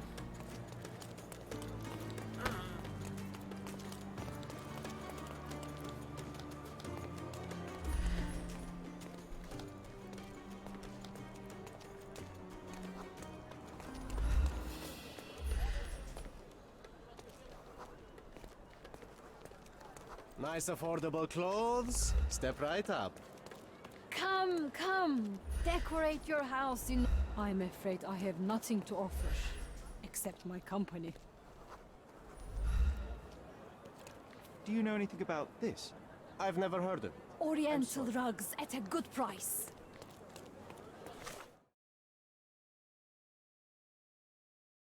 Oh, pro-British. This guy. Sir, kind sir, might I steal your attention? I'm not buying. Ah, that is the thing. You won't waste a single mangir. I am a digger, you see, and I have heard of a dig site so deep it clogs your ears. I want to be there. Why are you telling me this? I have heard of a man recruiting for such a dig. A man with a scar, such as the one that you're hiding. And your boots are dirty with the deep clay I am so familiar with. Oh, I hope it wasn't too rude of me to point that out. You have a good eye. And you just want to dig? Dig deep and that's it? What's the catch? Are you in desperate need of money? Oh, there is no catch, sir. I won't even ask for advance pay. Just give me a shovel and I'll dig a hole like you've never seen. Huh. Is that so? Well, I have to ask you an important question first. Would you be fine working for Brits? I am all for them. Well, you say that, but can you prove it? I'll sing you a very special song. God save our gracious queen. Cut it! Or people here will make you their queen. I can also speak in limericks. Please don't. You might be a little bit weak in the head, but a natural-born digger with a keen eye is what we need. Take this permission slip and go to this address. The guard will let you in and check with the professor once you're there. Alright. Did it. We did it.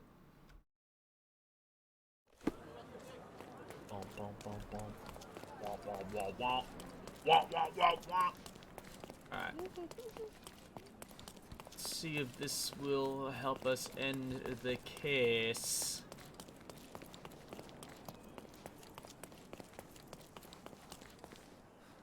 stop loitering and get inside. Vital, calm down.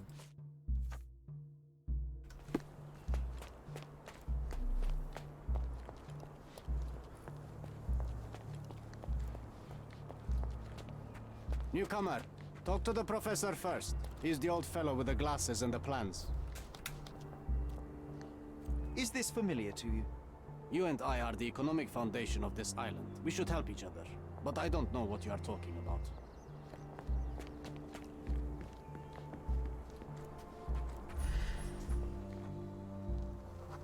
Where's the fire in your eyes? Where's the smile? I am sick and tired of seeing apathy among the new workers. Sir, believe me, I do have the spark.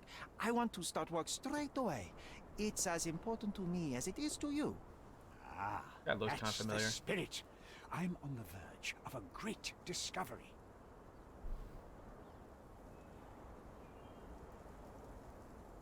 I am ready to work.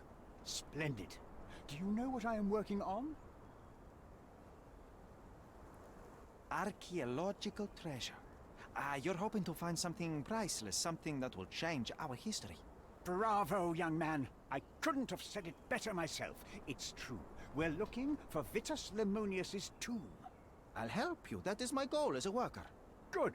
Listen to me carefully, then. I hate repeating myself. I am Professor Swift. We have 3 rules here. Don't touch anything, always return the tools, and don't distract me unless you find something. Sounds simple enough. Are you the only one in charge here, Mr. Swift? Yes, I am the only one, and no one else. You hear anything other than that, it's a lie. People of your kind can have difficulty understanding who's in charge. Take a minute, memorize my face, and then get to work. Oh, I will definitely take a closer look to memorize my superior.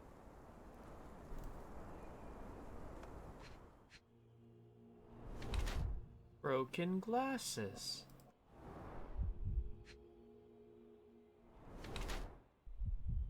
Thick notebook with nothing on it. No ring.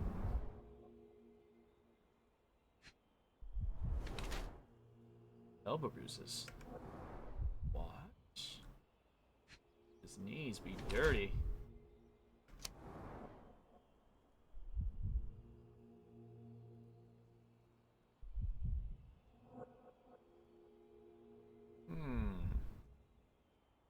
Arthur Swift is an archaeologist trying to find the tomb of Vitus Lemonius on Cordona. He uses all of his resources to locate this ancient site, driven by inception to expand the knowledge of humankind. He does not care about his appearance nor occasional wounds incurred during research, such as the injured elbow on his left arm. His life is documented in meticulous detail in a diary he treasures. Arthur Swift has sacrificed almost everything he has in a thankless attempt to uncover more about the past. Or Arthur Swift is old, poor, and cannot take care of himself, let alone afford new clothes or accessories. He enters the field of archaeology solely for financial reasons. His enterprise with Theodore Gildan was a ruse to fleece the rich man. At Arthur's age, the last chance he had to earn money was to find the tomb of the legendary legate?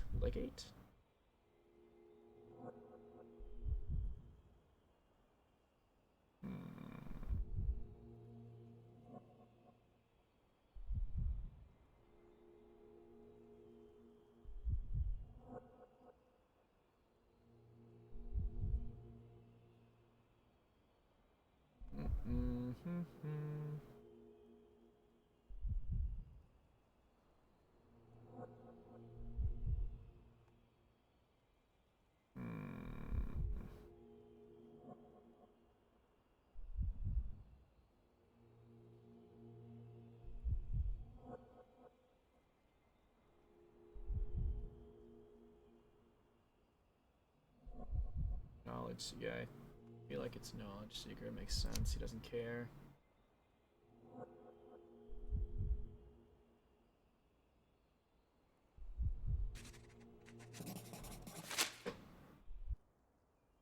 I wish I could be as passionate about something as you are, Mr. Swift. You value knowledge and dedication over everything else. It's a long road, young man. A sharp eye and attention to detail are the only stepping stones along this path. You have to sacrifice everything you love for the larger prize. Exactly. So much in life is superficial. I wish more people would understand. I never heard a truer word, lad. Folk will ignore what truly matters in life, and for what? Convenience. Bold words indeed. I doubt that many scientists would be willing to support their bragging with fieldwork. The academic world is full of restrictions. Our honorable professors are too afraid to dirty their hands. God forbid if they have a stain on their shirt. You can follow in my footsteps. You can start learning by returning to work. Show me what you can find. Alrighty.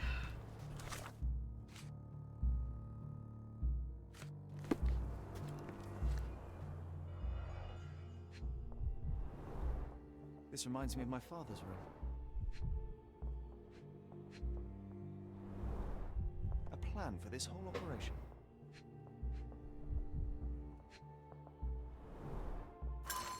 Near the city of Corinth, British archaeologist Sir George Griffiths has discovered the well-preserved tomb of Roman legate general, like ED, I don't know what that means. Titus Lemonius, owner of the legendary twin sword of Romulus, gifted by Augustus himself, first emperor of the Roman Empire. ED. In an exclusive interview, Sir George has described the find as a priceless addition to the history of humankind. The entrance was found by the removal of several blocks of soil around prominent statues, revealing the tomb. According to Sir George, the statues represent the life of Titus. A female statue, presumably a mother, holding a basket of fruits, looks to the west. Another female figure, perhaps Autumn, with a sickle in her hand, looks to the east. Sir George presumes that these statues are hidden allegories of Zephyrus, a minor god of the west wind, and the other Eurus, god of the east wind, all this being played in a circle with the statues of the two brothers Titus and Vitus? The achievements of this art has been acknowledged by the crown. This might prove useful. I'll note it down. Let me warm my bones here.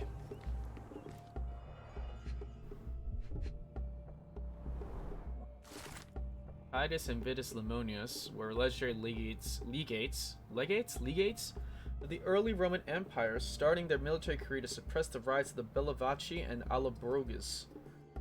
They were the key commanders during the siege of Mutina and the Battle of Actium. With the new Emperor Augustus, the brothers received twin swords, presumably the ones previously belonging to Romulus and Remus. The brothers served as legates to conquer the Dalmatian and African provinces, and were famous for their worship of minor gods. Titus honored Eurus while his brother prayed to Zephyrus. Not much is known about the brothers except for the description by Pliny the Elder. Titus wore the skin of a lion. I have Pliny the Elder, the alcohol that is. Titus wore the skin of a lion with its head on the helmet, a tradition he picked up while being a signifier. Vitus held a shield large enough to cover the sky. Though the exact location of the tombs remain unknown, historians know that Titus died in the spring of 10 AD, while Vitus in the autumn of 12 AD.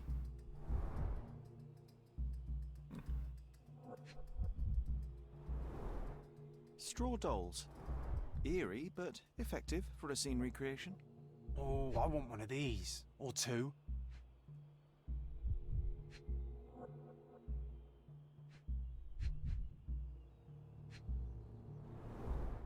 Oilcloth. Won't fade and waterproof. Enough here to make 10 sails and more.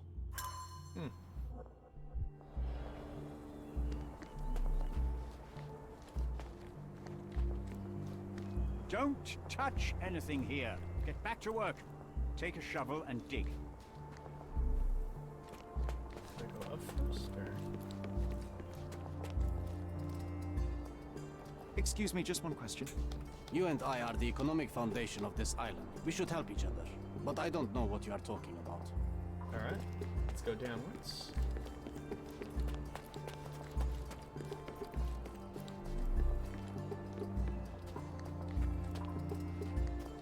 Clearly going there. Ah! Big PP energy, baby.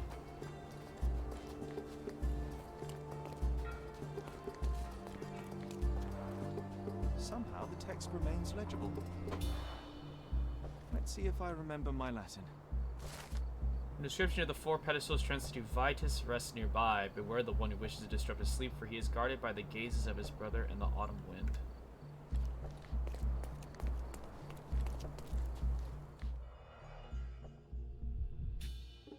Nice, our thing is broken. A sickle for harvesting. The ancient Romans honored the seasons. A goddess? A mother? Someone's wife?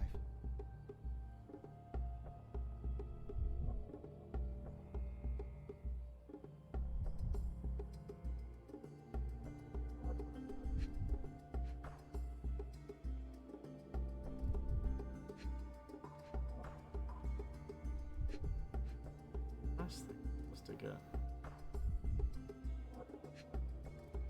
Huh?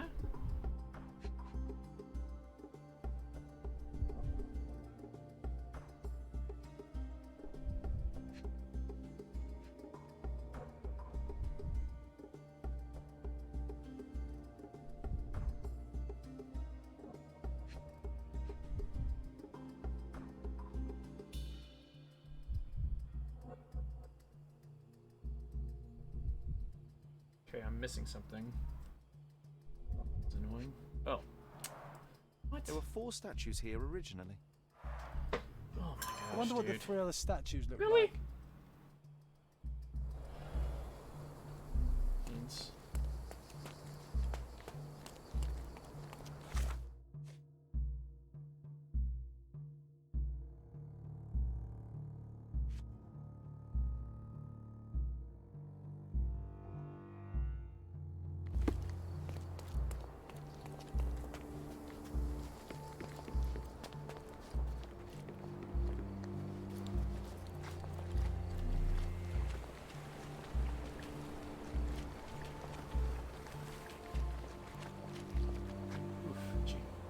Working and living by the sea. What a dream.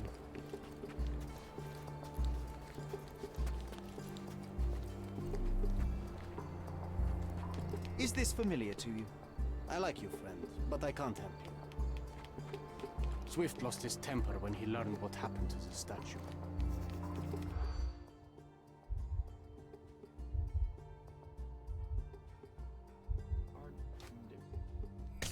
What?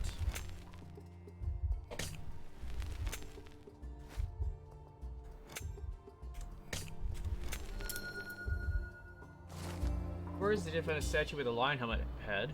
Originally on the pedestal close to the beach, but someone kicked it over the edge. As a result of a statue broke and the pedestal remains tilted. I see now. Mr. Swift didn't realize the significance of the statues.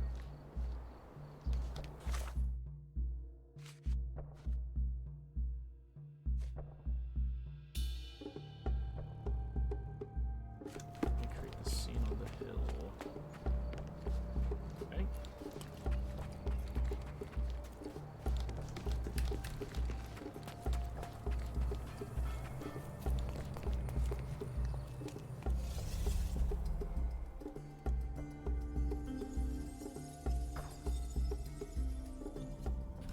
Hey. So, looking west was Zephyrus with a basket of fruits in her hand. Looking west.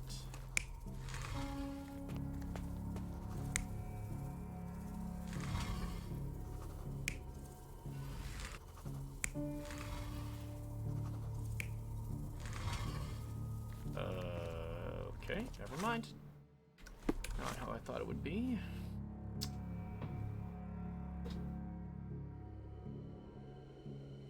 So we know that the one closest to the beach is Lionhead.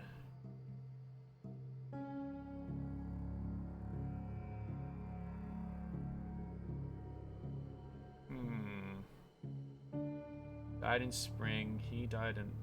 Vitus died in autumn.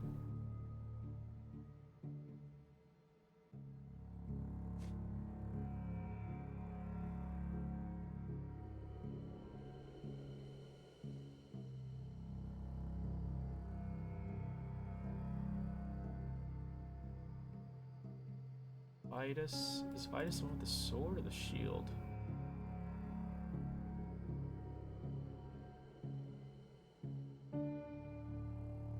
Titus wore a lion helmet. So Titus is the one with the lion helmet. Vitus is the shield guy. Oh gosh. Vitus rests nearby. Guarded by gazes. Zephyrus looks west. Sickle is Eurus. She looks to the east. So hers is simple because hers is right here. He looks to the east. There we go. She looks to the east. Which means basket laid over here. Looks to the west. Now we have to decide where you're looking. You must be shield and sword boy. Question is,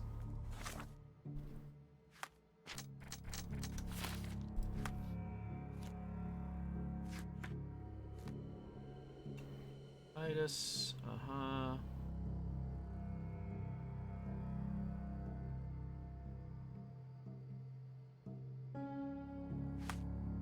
let's see.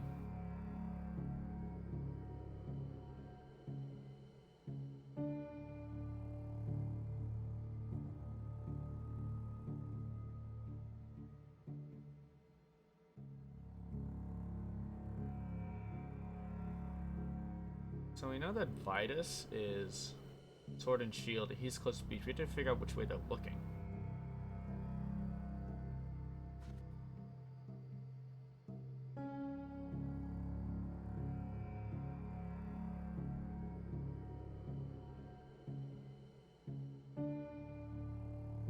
So he's guarded by the gazes of the brother and Autumn Wind. Autumn Wind is Zephyrus looking west.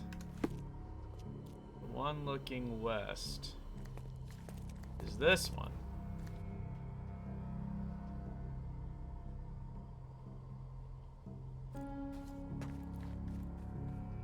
What?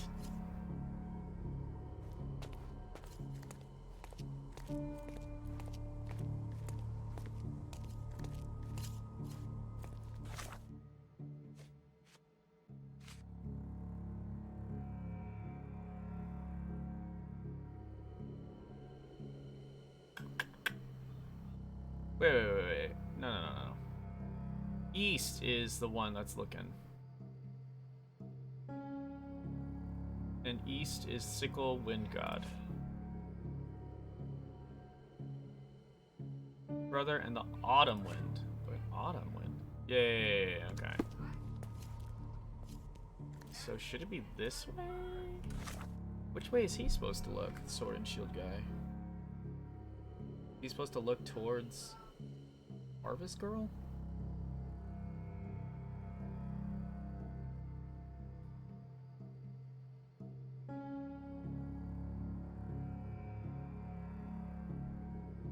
Archetypal symbol of the autumn. So Sickle is Autumn Wind. Yeah, they're both wind gods. I'm dumb, but minor wind god Zephyrus. But this is the autumn god Eurus. So she's looking. Yeah. Okay.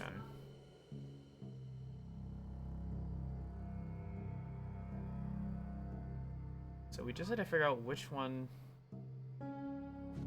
Which way would the sword and shield one be looking? Which way would Vitus be looking?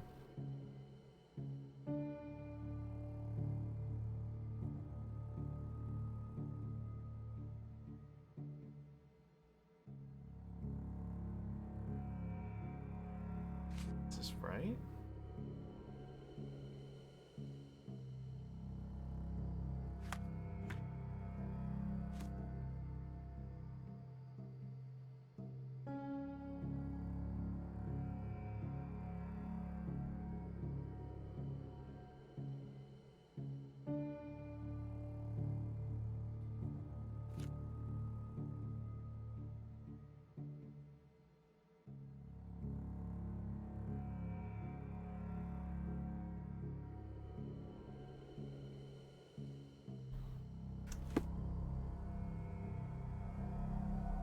You're not even trying, Sherry.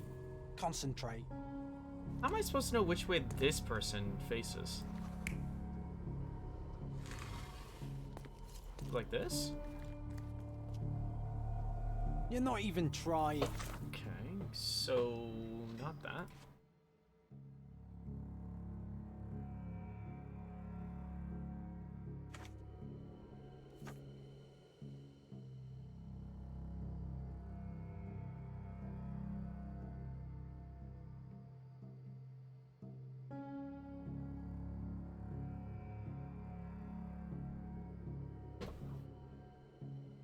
Sherry, concentrate.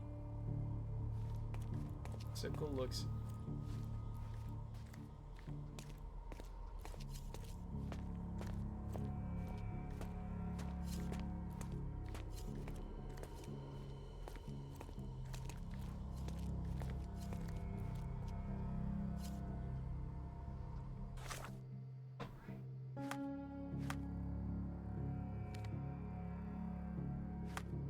This is very confusing.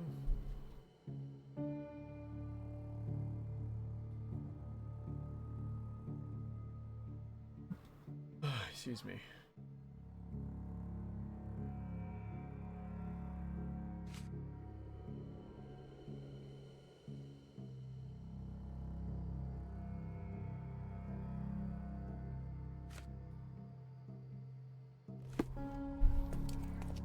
So if the sickle one's here, that means the sickle one should be here.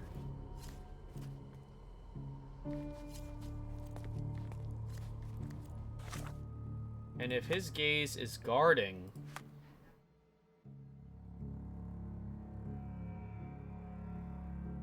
well, regardless, the line's supposed to be that side.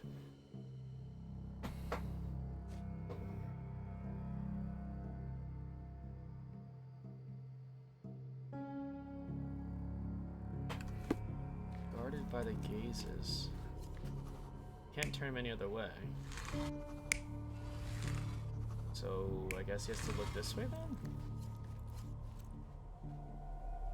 You're not even trying, Sherry. Concentrate. Well, this isn't very fun.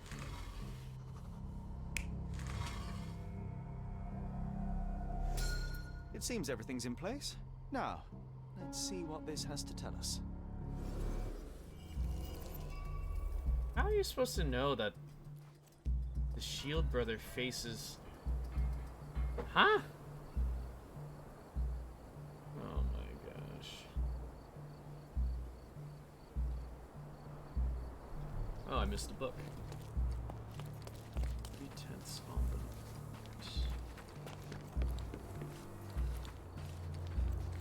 Where is the book? Aha! Sharpest pickaxe. A guilty pleasure of the real archaeologist. Missing your Laura, Mr. Swift? Hey, a word about the trilogy. Right then, you literary expert. What was so important about these books? Or did you simply need some kindling? It's inspirational. I have a plan. Are you listening? I wish I wasn't, but I am. So, we catch a monkey, a langur, for example, then we extract some blood from it. What?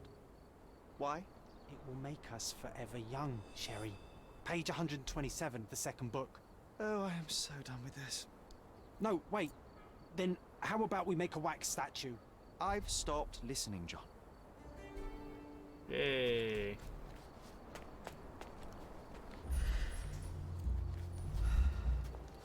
So, guarded this...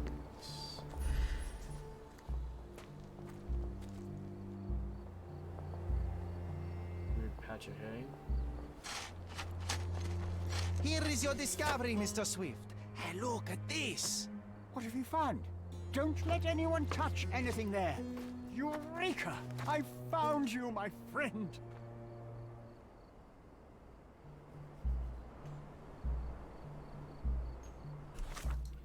Yay. Arthur's also an avid fan of the series.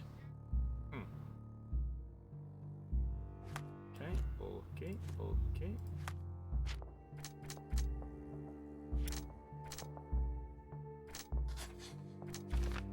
Arthur may have fallen on it. Paula Arthur.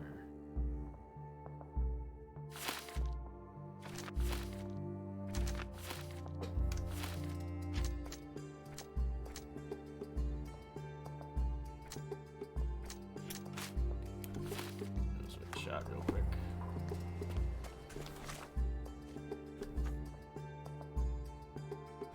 Investigate the workbench while he's in. It's also with the discovery.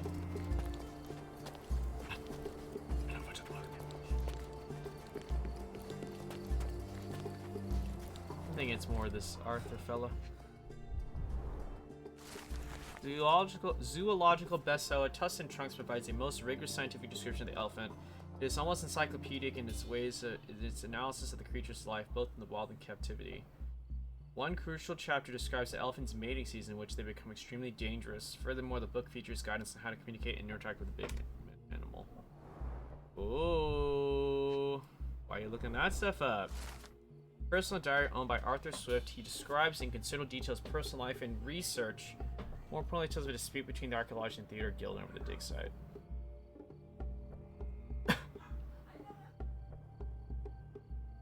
Theodore always uses his wealth to shut down complaints. I'd rather he bought a brain with more gerification so that he were smart enough to see the bigger picture. Not everything revolves around your darn elephant. I have only a few months before he will commence construction. He even likes the imagination to build something beautiful. Ivory bats, the mundanity. I must think lest our invaluable history be buried by the inconsequential. Whoa, you also have darts, Box of darts. Handy against rodents of all kinds.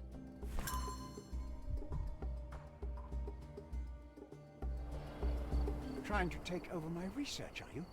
I come here to pick up my diary, and I find you snooping around. Explain yourself. Mr. Swift, if that were true, I would have been on my way to the newspaper. My name is Sherlock Holmes. I didn't have a chance to introduce myself properly. Outrageous! You deceived me, sir. What is the reason for your being here? Who sent you, Mr. Holmes? Theodore Gildan's premature death brought me here. Theodore is dead? How can that be possible? I'm thinking of all the possibilities, and I'm not crossing out anyone who might have been involved. Even his elephant. The land you're excavating belongs to Mr. Gildan, does it not? Did I hear an accusation? I have nothing to hide.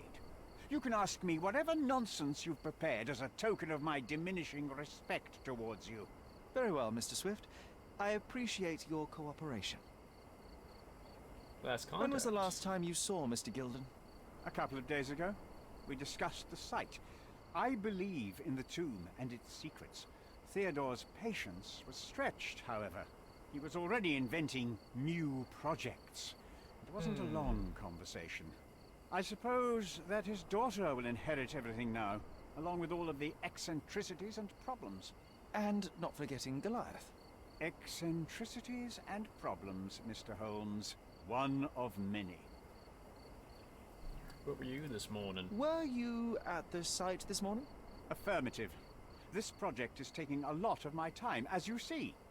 I spend more time underground than on the surface. When did you learn about Theodore's death? Just now. You just told me. And you aren't surprised, shocked? I won't tell anyone if you shed a tear or two. Weren't you partners, after all? We were. And it is a real shame. But I've seen too many deaths in my life, Mr. Holmes, for the news to truly shake me. Will you allow me to return to my research? Or are you insisting on remaining an obstacle? Oh, I haven't even started yet. What's with this box of darts? Is it for a scientific argument? A little darker than that. Rather for killing the kind of rodents that might nibble a nose or a toe in your sleep. So they both happen to have Let's darts. just say I have to protect myself against a larger animal, such as an elephant. Might it be enough to stop it, make it faint? If I were you, I wouldn't bank on it. You have a weakness for nostalgia? Or, rather, do you use it to record a list of enemies? Young man, you need to check your moral compass. Reading another person's diary is a sin in every culture that I can think of. But you aren't answering the question. You've already read it. Why bother? I simply record my life to keep my memory clean from misinterpretation. Letters and pages don't lie. But the writer of the text can.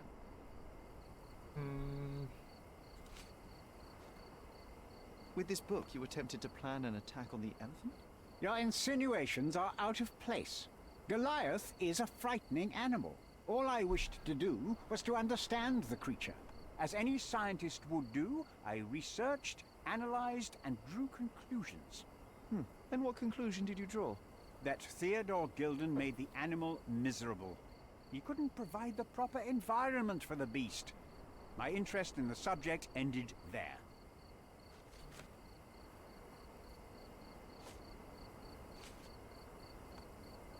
I've nothing to add. Your partner had a very specific attitude towards the things he treasured. Was this habitual for him? That would have been too much even for him. Don't get me wrong, he had a harsh temper. Like a true businessman, he was ready to burn his competitors to the ground. But threatening someone physically would have been something new even for him, am I correct? Absolutely. Besides, I had never seen him this angry. The fellow who received the letter must have been extremely alarmed. I've nothing to add. Moving on. I'm a busy man. I've nothing to add. I've nothing to add. Moving on. Gildan's elephant is quite an unusual addition to Cordona's fauna. What is your scientific opinion on that? No matter how much Theodore loved it, it still remained a wild animal trapped inside a stone pen. Goliath needs savannas, fields, lakes. I'm sure that Goliath did not have a plan to kill his owner to head to the savannas. What do you think? No, animals don't kill in a typical sense. I can only presume that it tried to protect itself from captivity, from Theodore. It was a gilded cage that was predestined to break. Did this plan cause a rift in your business relationship with Theodore Gildan? Nothing like that. Admittedly, we didn't share a common vision of what is more important, the past or the future. In my opinion, we can't build a future without knowing the past. So you wanted to save the tomb of Vitus here, or perhaps your control over the research? Only the knowledge that rightly belongs to humankind, nothing less and nothing more. I'm a busy man. I'm a busy man. Have you seen this person before? The one beside Imogen Gildan? No, but he's with Imogen, so I suppose that he's a friend of hers. That girl always has her head in the clouds. I could have said Theodore was different, but that wouldn't have been entirely true. Away with the fairies, was he? That's one way of putting it. Either way, I don't know much about Imogen's life or her friends. The type of elite that pretends to be educated. Remember one of the rules? It seems that you didn't return a tool. Is this knife yours? Do I look like a fellow who carries a knife? I don't need it. There are plenty of uses for it on the site, and outside of it. I have other people to cut ropes for me, Mr. Holmes. I've nothing to add. I'm a busy man. I'm a busy man. What's with this intricate recruitment process? Pro-British workers charge less? As a head of this organization, I need to secure a productive environment. It's impossible to do so if there are political differences, especially here, where the native population doesn't support our efforts to find the ancient artifacts. Decent pay can also stimulate productivity and shut down any political discord. Hadn't you thought of that? You're young. You have time to fritter and fight with everyone you meet. I don't have such a luxury. Our workers receive enough pay for what they do. So don't start a discussion you know nothing about. As far as I can tell, you're a man of the academic world, so this book about Nabe and Laura is just an empirical study? What? That nonsense? I'd prefer to lose my eyesight than read such trash. So, you know nothing about it? I know nothing. I wish I'd never heard of it in the first place. This Didn't know we could talk caricature about of the science. about John stuff. Do I hear traces of envy? You're still relatively young that you might find your own Laura. Perhaps I envy Nabe, for I cannot simply blow people up for distracting me. That's all. You happy now? Wonderful. Oh, wait.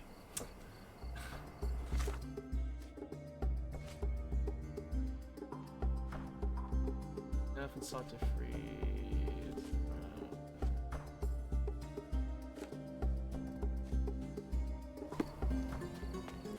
Oh. So, can I change disguises now? Oh, can't change clothes there. Let's run back and ask him about the other stuff then. Shoot, man, I didn't know I could ask him about more stuff. Yeah, see, this isn't the evidence collected. Wait, what? Not all evidence has been collected there? Uh-oh. Apparently I missed something.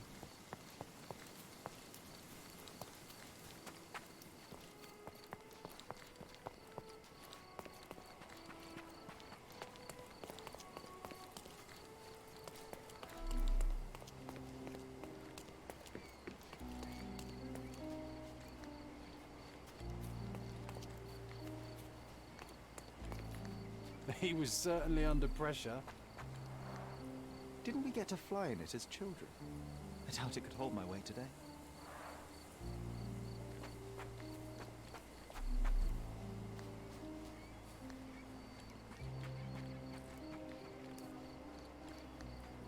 A royal suite for a favorite pet. Plenty of food to satisfy even the most fastidious.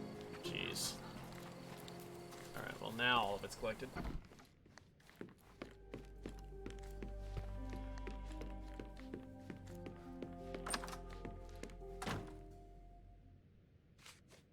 I don't have any thoughts on this. I've nothing to say about this. I don't have any thoughts on this. I don't have any thoughts on this. I've nothing to say about this. How can you read something like this? It's hard to I can swallow, talk to all of and them that's about not the book due to then, the I hard think. cover. You're hardly serious. Any library without Nabe and Laura is incomplete. If you can read, then these books are an absolute must. Love and adventure. They're about life. Oh, I wasn't aware that exploding pyramids were a part of daily life on Cordona. You haven't seen life, so you might try reading about it at least. Now she's done. It's chilling to think the monster is free. Yes, she is. Okay, I can also talk to Paul.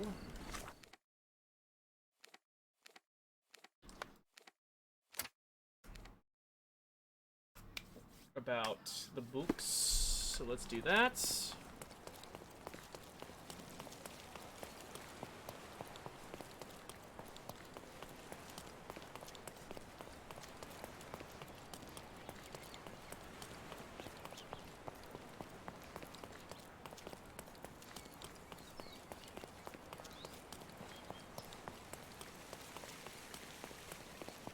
Well, now I know I can't even talk to them if I exhaust all the options. So I should do that more often.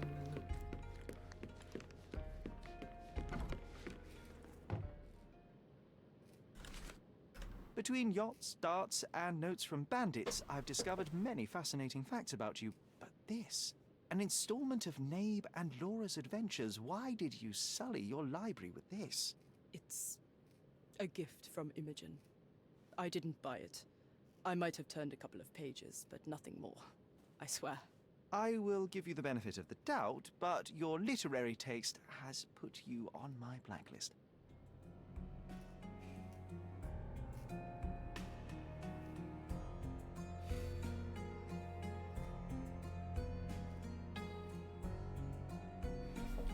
Alright, so now that that's done, let's do this. Okay.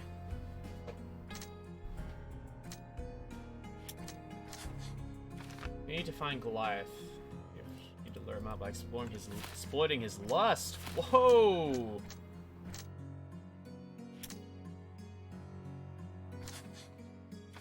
Arthur protected his research.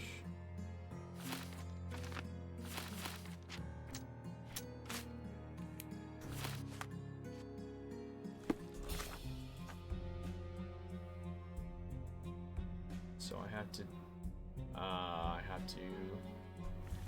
do this to lure out Goliath. 2, 1, -4.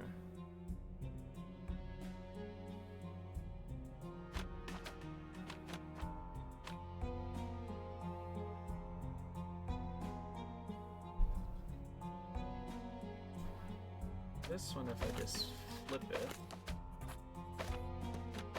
that'll be fine.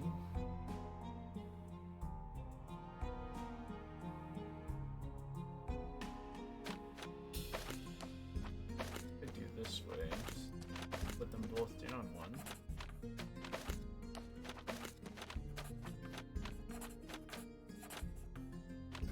Alright, nice. Should I found some liquid?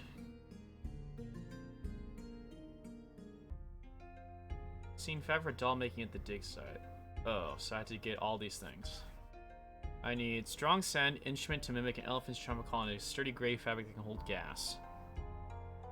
So I got the perfume. I need the foghorn, and I need to get that whatchamacallit. I need to go back to the dig site. It might fool an elephant.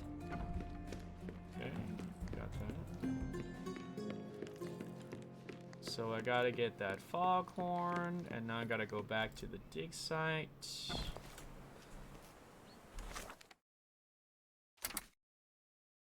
Over here. Also need to get some water. My throat is parched. Alright. So, we're going in here.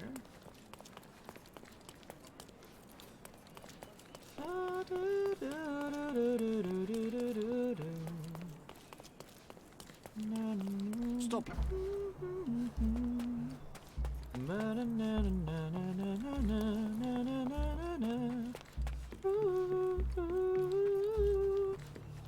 So that This fabric will work. Mrs. Nini seemed to know her sewing inside out. I bet she missed us. I hope Miss Nini won't misunderstand me. Nini.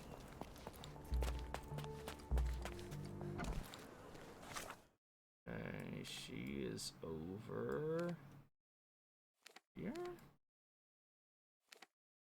She's around here.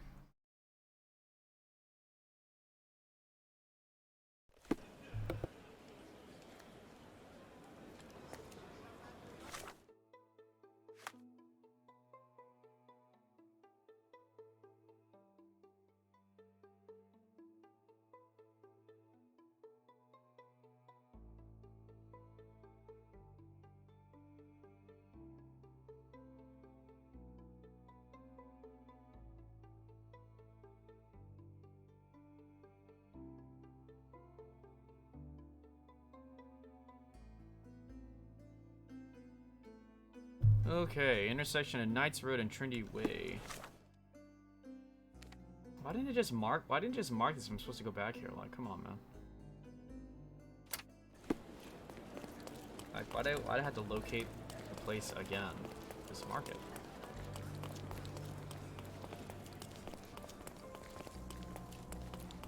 It's right here.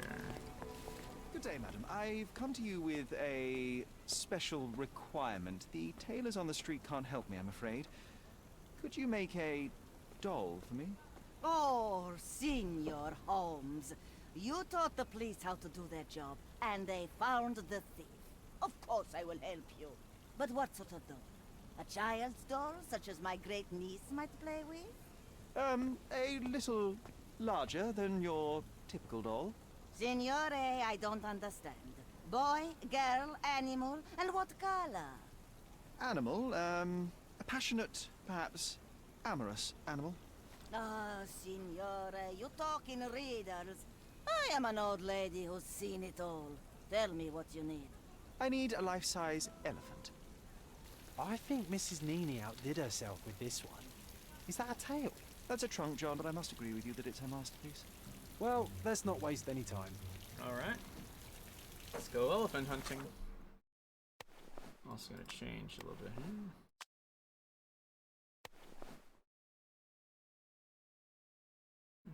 Yeah, that probably looks the best right now. Okay. With my, I should use a cool gas shed in Gildan's yard to inflate. So go back to Gildan's yard.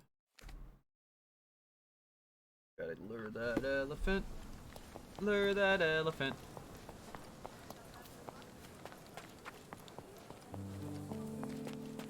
Boo, boo, boo, boo, boo. Alrighty, so we go to this thing. The game is on. So, what's the plan? I hope it all doesn't go horribly wrong. We know that the elephant is seeking a female. We can arrange that. A doll with the appropriate scent might do miracles. So you're a marriage broker. Well, I suppose that makes me a groomsman. Oh, she is a bit breezy, I must say. Well, Goliath is eager for a single female elephant in his area. It should be just enough for his taste. You'll need to trust me. Are we ready? I can't stand the tension. I'm just lying We're awake. ready. Let's call the elephant.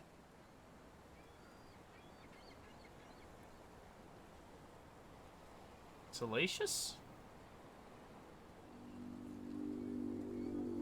If I told you had a nice trunk, would you hold it against me? Oh my gosh. How could anyone resist?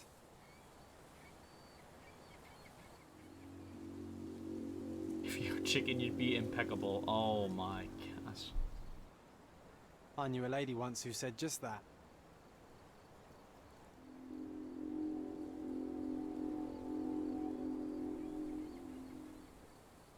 Too bad I'm not an elephant.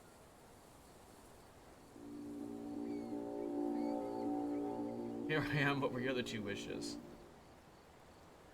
Take your time, Sherry. You like raisins. How do you feel about a date? That deserves a slap. And then a kiss. And here's our lovesick friend.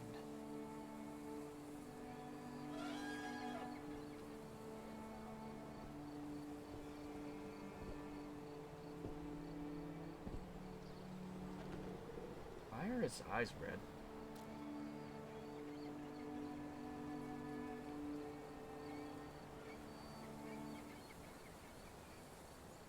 What is the meaning of this? Why are you bringing it here? I won't allow you to leave it. I assure you that it is only a temporary measure. It won't be long until the elephant is gone, I promise you. Kind of annoying. Alright, Goliath found.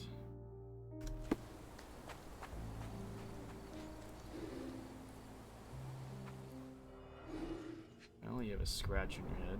Your eyes injured are itself while hella running through the red. forest. You look like... What the heck has happened to you? Peaceful and compliant, almost a gentleman. Are elephants' eyes naturally red like that? No way. A feathered fletching. There's something in the needle. This might be promising. The left tusk is larger and more worn. You're a left-tusked elephant.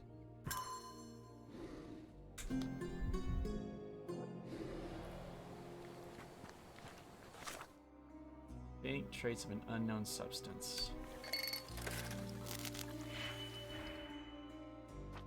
2, -6, and 5.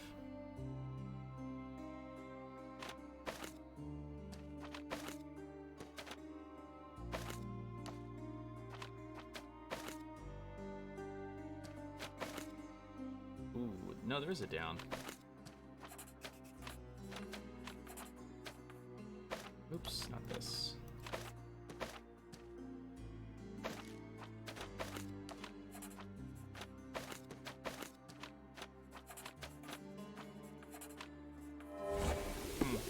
There are traces of strychnine inside of it. The amount could kill a human, but was not enough to topple such a large animal. Most likely aggravated elephant causing a fit of rage and burst of strength.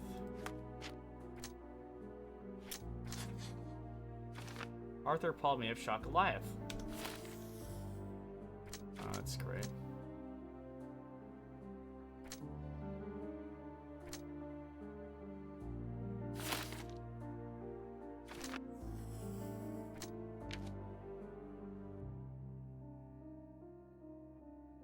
Bit of rage, Goliath killed Theodore Gildan.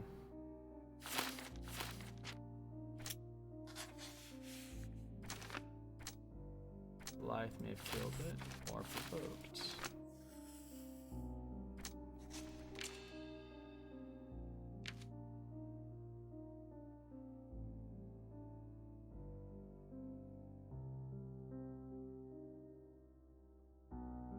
But immediately goes to doesn't even talk about Paul, it just immediately goes to Arthur. There's no way, yeah, there's no way Goliath just does this on its own. I'm pretty sure it's Arthur. Pretty sure the dart is pretty damning evidence against you. I doubt it's to protect Theodore.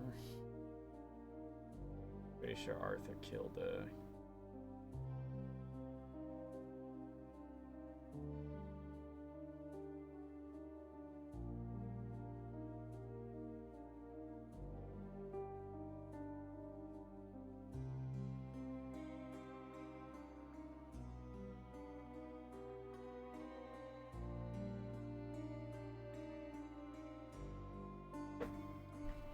Is it really actually it's Goliath?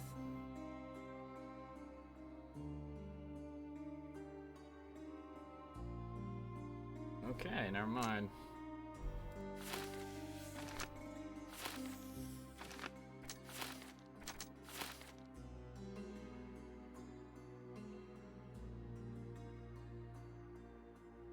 Well, I guess because this dart... Hello?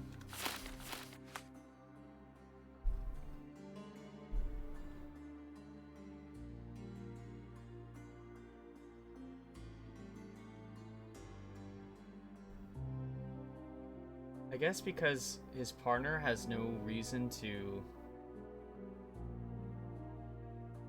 kill?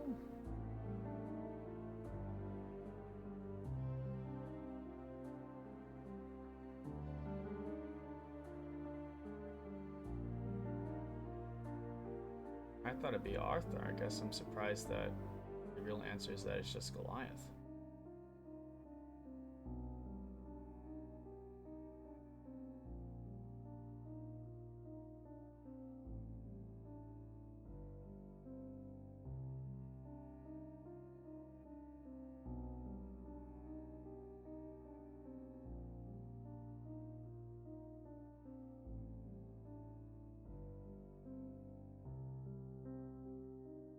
Oh, the reason that this guide says to accuse Goliath, I'm just looking, is for an achievement.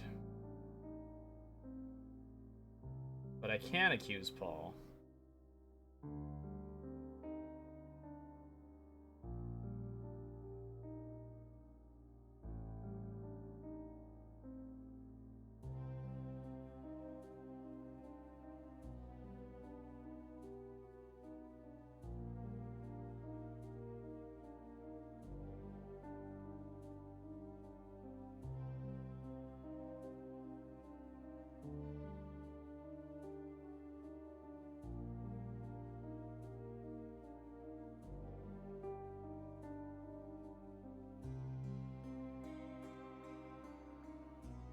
Oh.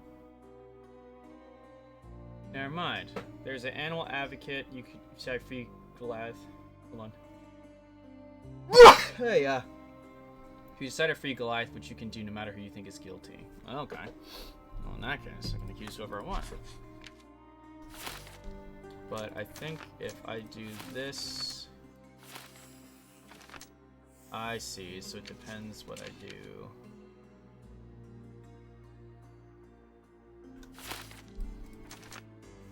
Because it turns out that none of them will confess.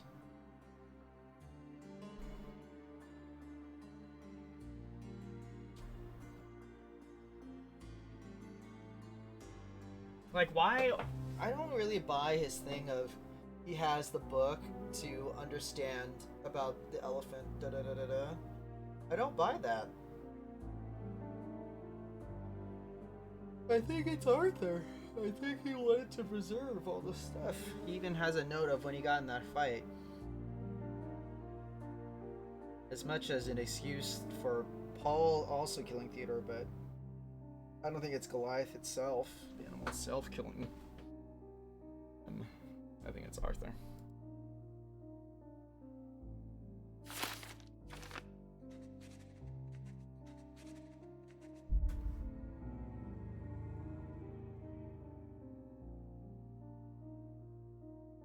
I can switch conclusions? Oh.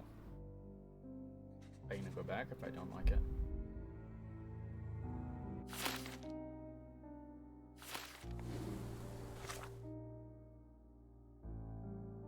I mean, it kind of does matter, but...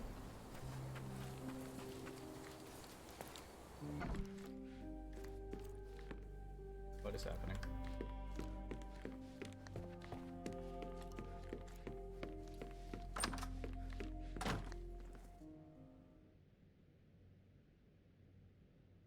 I have to leave you.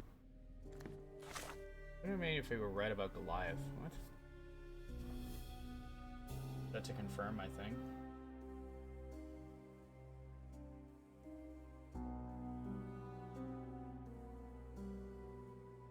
Oh, I had to talk to Imogen about it?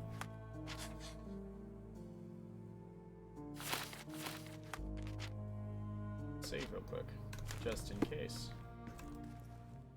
You were right about Goliath. Everyone confirmed your opinion. They all agree that the beast is vicious. The animal wielded 2 tons of rage, and Mr. Gildan regret. Oh, spare me. What is the point of the... Oh. Miss Gildan... Rather more... But it's innocent. Goliath did not... Your father took Goliath's... Stop it. I don't know what... Alright, let's skip all this because that's not what I wanted to do! You wouldn't turn up. Why is that? Okay, I need to load the game. Because I was right. It is not what I wanted. So I'm not supposed to talk to her. Thought I was supposed to talk to her, but no, I do have to go to Arthur to accuse him. This is done, right? Yeah, okay. So let's go over and get him.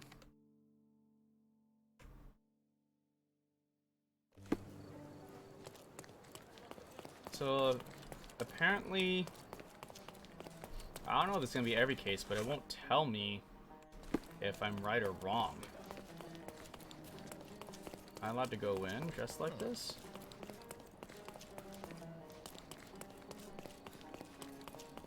Stop shirking. Get dressed properly and come inside. Dress properly.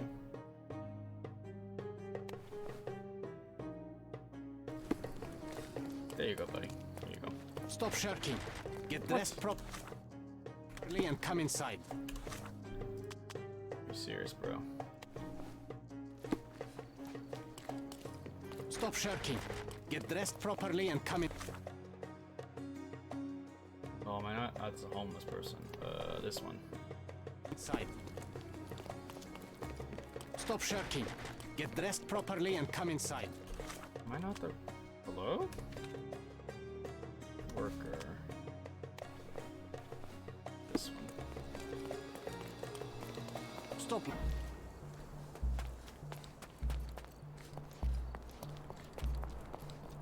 That's lame that I like locked in my choice and it didn't even matter. You are guilty, Mr. Swift. Killing Theodore Gildan was a testing challenge. You succeeded. What makes you think I'm somehow involved in Gildan's death? My partner's death, I might remind you.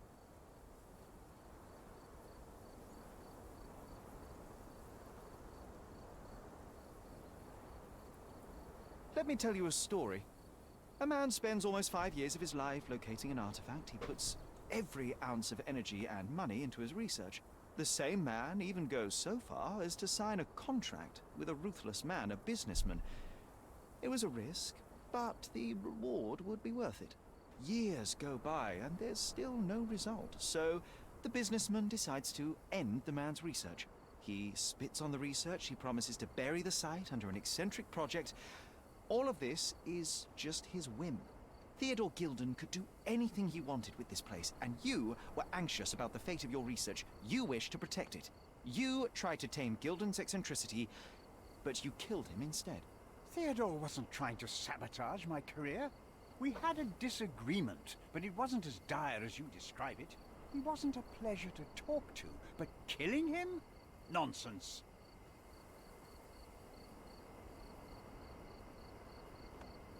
Huh. You were there when Theodore Gildan died. Nonsense. I visited him many times, but I wasn't there when the elephant killed him. Then I must have made a mistake, because the murderer met Goliath's rage personally. The perpetrator was hit by the gate and thrown into the shed. Your bruise matches the contour of the broken hole. One further detail is that the murderer had a bosun's knife, fairly useful in a place where one might cut ropes and fabric, such as, I don't know, the dig site? That's your interpretation of the facts, Mr. Holmes. You've simply aligned them to suit your hypothesis. It's not a hypothesis once proven, it's theory, Mr. Swift. Your dart uses strychnine to kill rodents at the site, is that correct? Well, yes, that is its purpose. The same dart with strychnine was found on Goliath. The very same substance is a powerful stimulant. It causes convulsions, a flow of energy. You shot Goliath. The elephant became extremely energetic, agitated, and so terrified that it killed its owner. For a man of your age, it was easier to hit a larger grey target than a small man. You said it yourself. Goliath killed Theodore, and your strychnine speculations are absurd. Only athletes use it as a stimulant, not elephants. True, but one dart of strychnine would not be enough to kill the elephant, and you knew it. Theodore Gildan was a capricious man, extremely impulsive. But the cold-blooded nature of your plan makes you even more dangerous.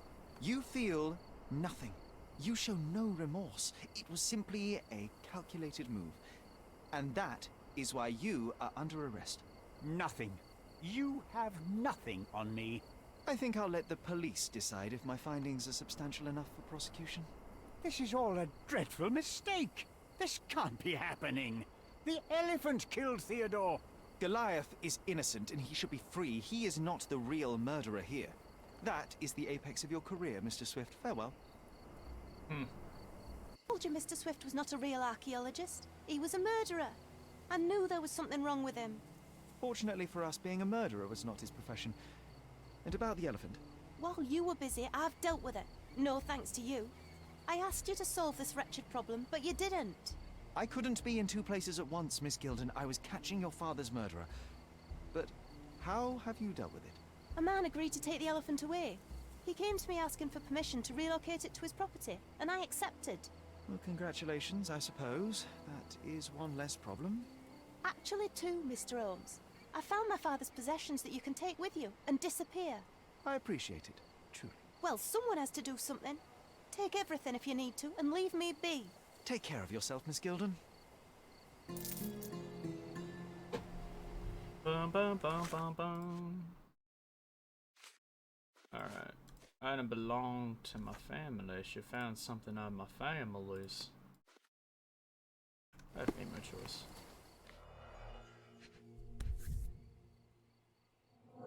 My mother always wore this around her neck until one day it disappeared. I was wondering where it went. She said it was a birthday present from a good friend. My dear Theodore, you know I value our friendship more than most other bonds. We share the same restless soul, and your acceptance and support in trying times have been a blessing. I'm endlessly grateful for the turn of fate that saw Seeger and I join the same expedition as you. It changed my life for the better. Nevertheless, I am not blind nor a hypocrite. I know that your feelings towards me have deepened. Forgive me, Theodore, but I do not feel as you do. I must spare you the pain of one-sided love before it's too late. Please see enclosed the necklace you so thoughtfully give to the remembrance of our adventure together. I cannot in good conscience continue to wear it. I know this letter will cause you such hurt, and for that I can but apologize deeply. Yet my heart is with Saigar, who is still unaware of your desires. If this sees the end of our friendship, I will understand, but I truly hope we can continue to share the conversations, collaborations, and kindnesses that have brought me such joy all these years. So respectfully, Violet. Whoa. He had the hots for Mom.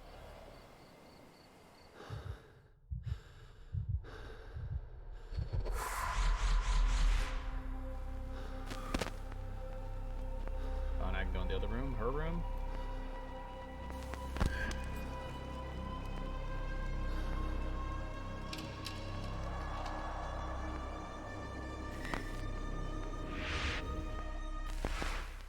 weird. I just had another glimpse of a memory, John. It's fuzzy. It's fuzzy. But I'm sure it happened somewhere in the manor. Finally moving forward. Shall we go? Alright, we're gonna finish this, then we're gonna stop the stream for today.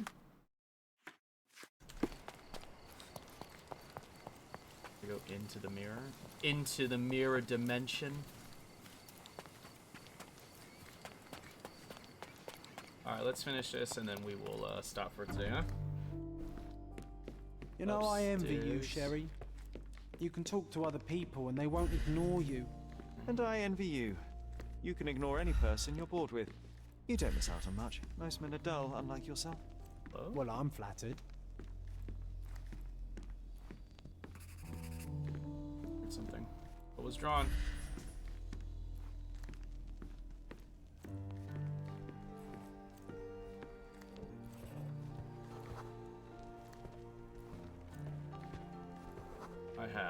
I had a surprise for my mother. Fragile ancient finding. I was holding an ancient Greek vase, or rather, quite a big piece of it. You had a shovel with you, John. I remember now. We dug up the vase from Greek ruins here on Cordona, and were eager to show my mother right away.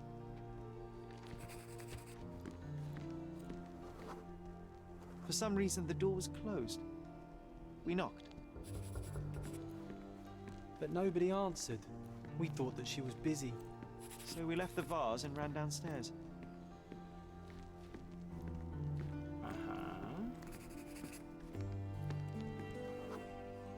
I decided to gather some archaeological tools in order to take a closer look at the vase. But then we heard something, didn't we? What the hell? Yes. It came from upstairs. We're upstairs over here.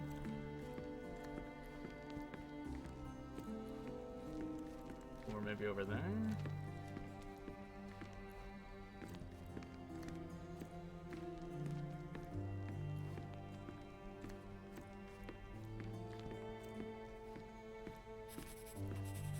Uh-oh. The vase was broken, shards scattered all over the floor. And your mother was standing at the door. Indeed, John. I doubt it was her.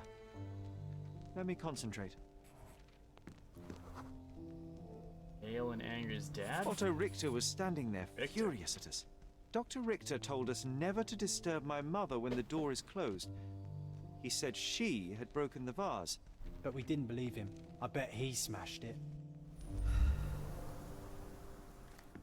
Now this door's open. Her things are still here.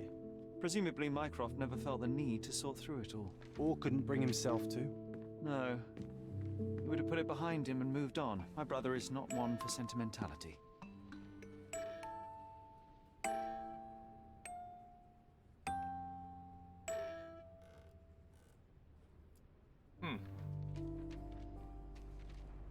It's a decently nice room. What memories will I uncover here? Alright, we'll save this for next time. Ooh, alright. We helped the elephant. We did it. So, we're gonna stop there. I think next I'm going to first do the memory of Mom. And then, yeah, go to the furniture store. Side quests available there. We're gonna do the furniture store and the newspaper store, and then I guess go there for that side quest. And we'll move on our way. Anywho, that's gonna be it from me. If you came by, thanks for hanging out. More mystery, more intrigue, more elephants. But yeah, we will see you next time.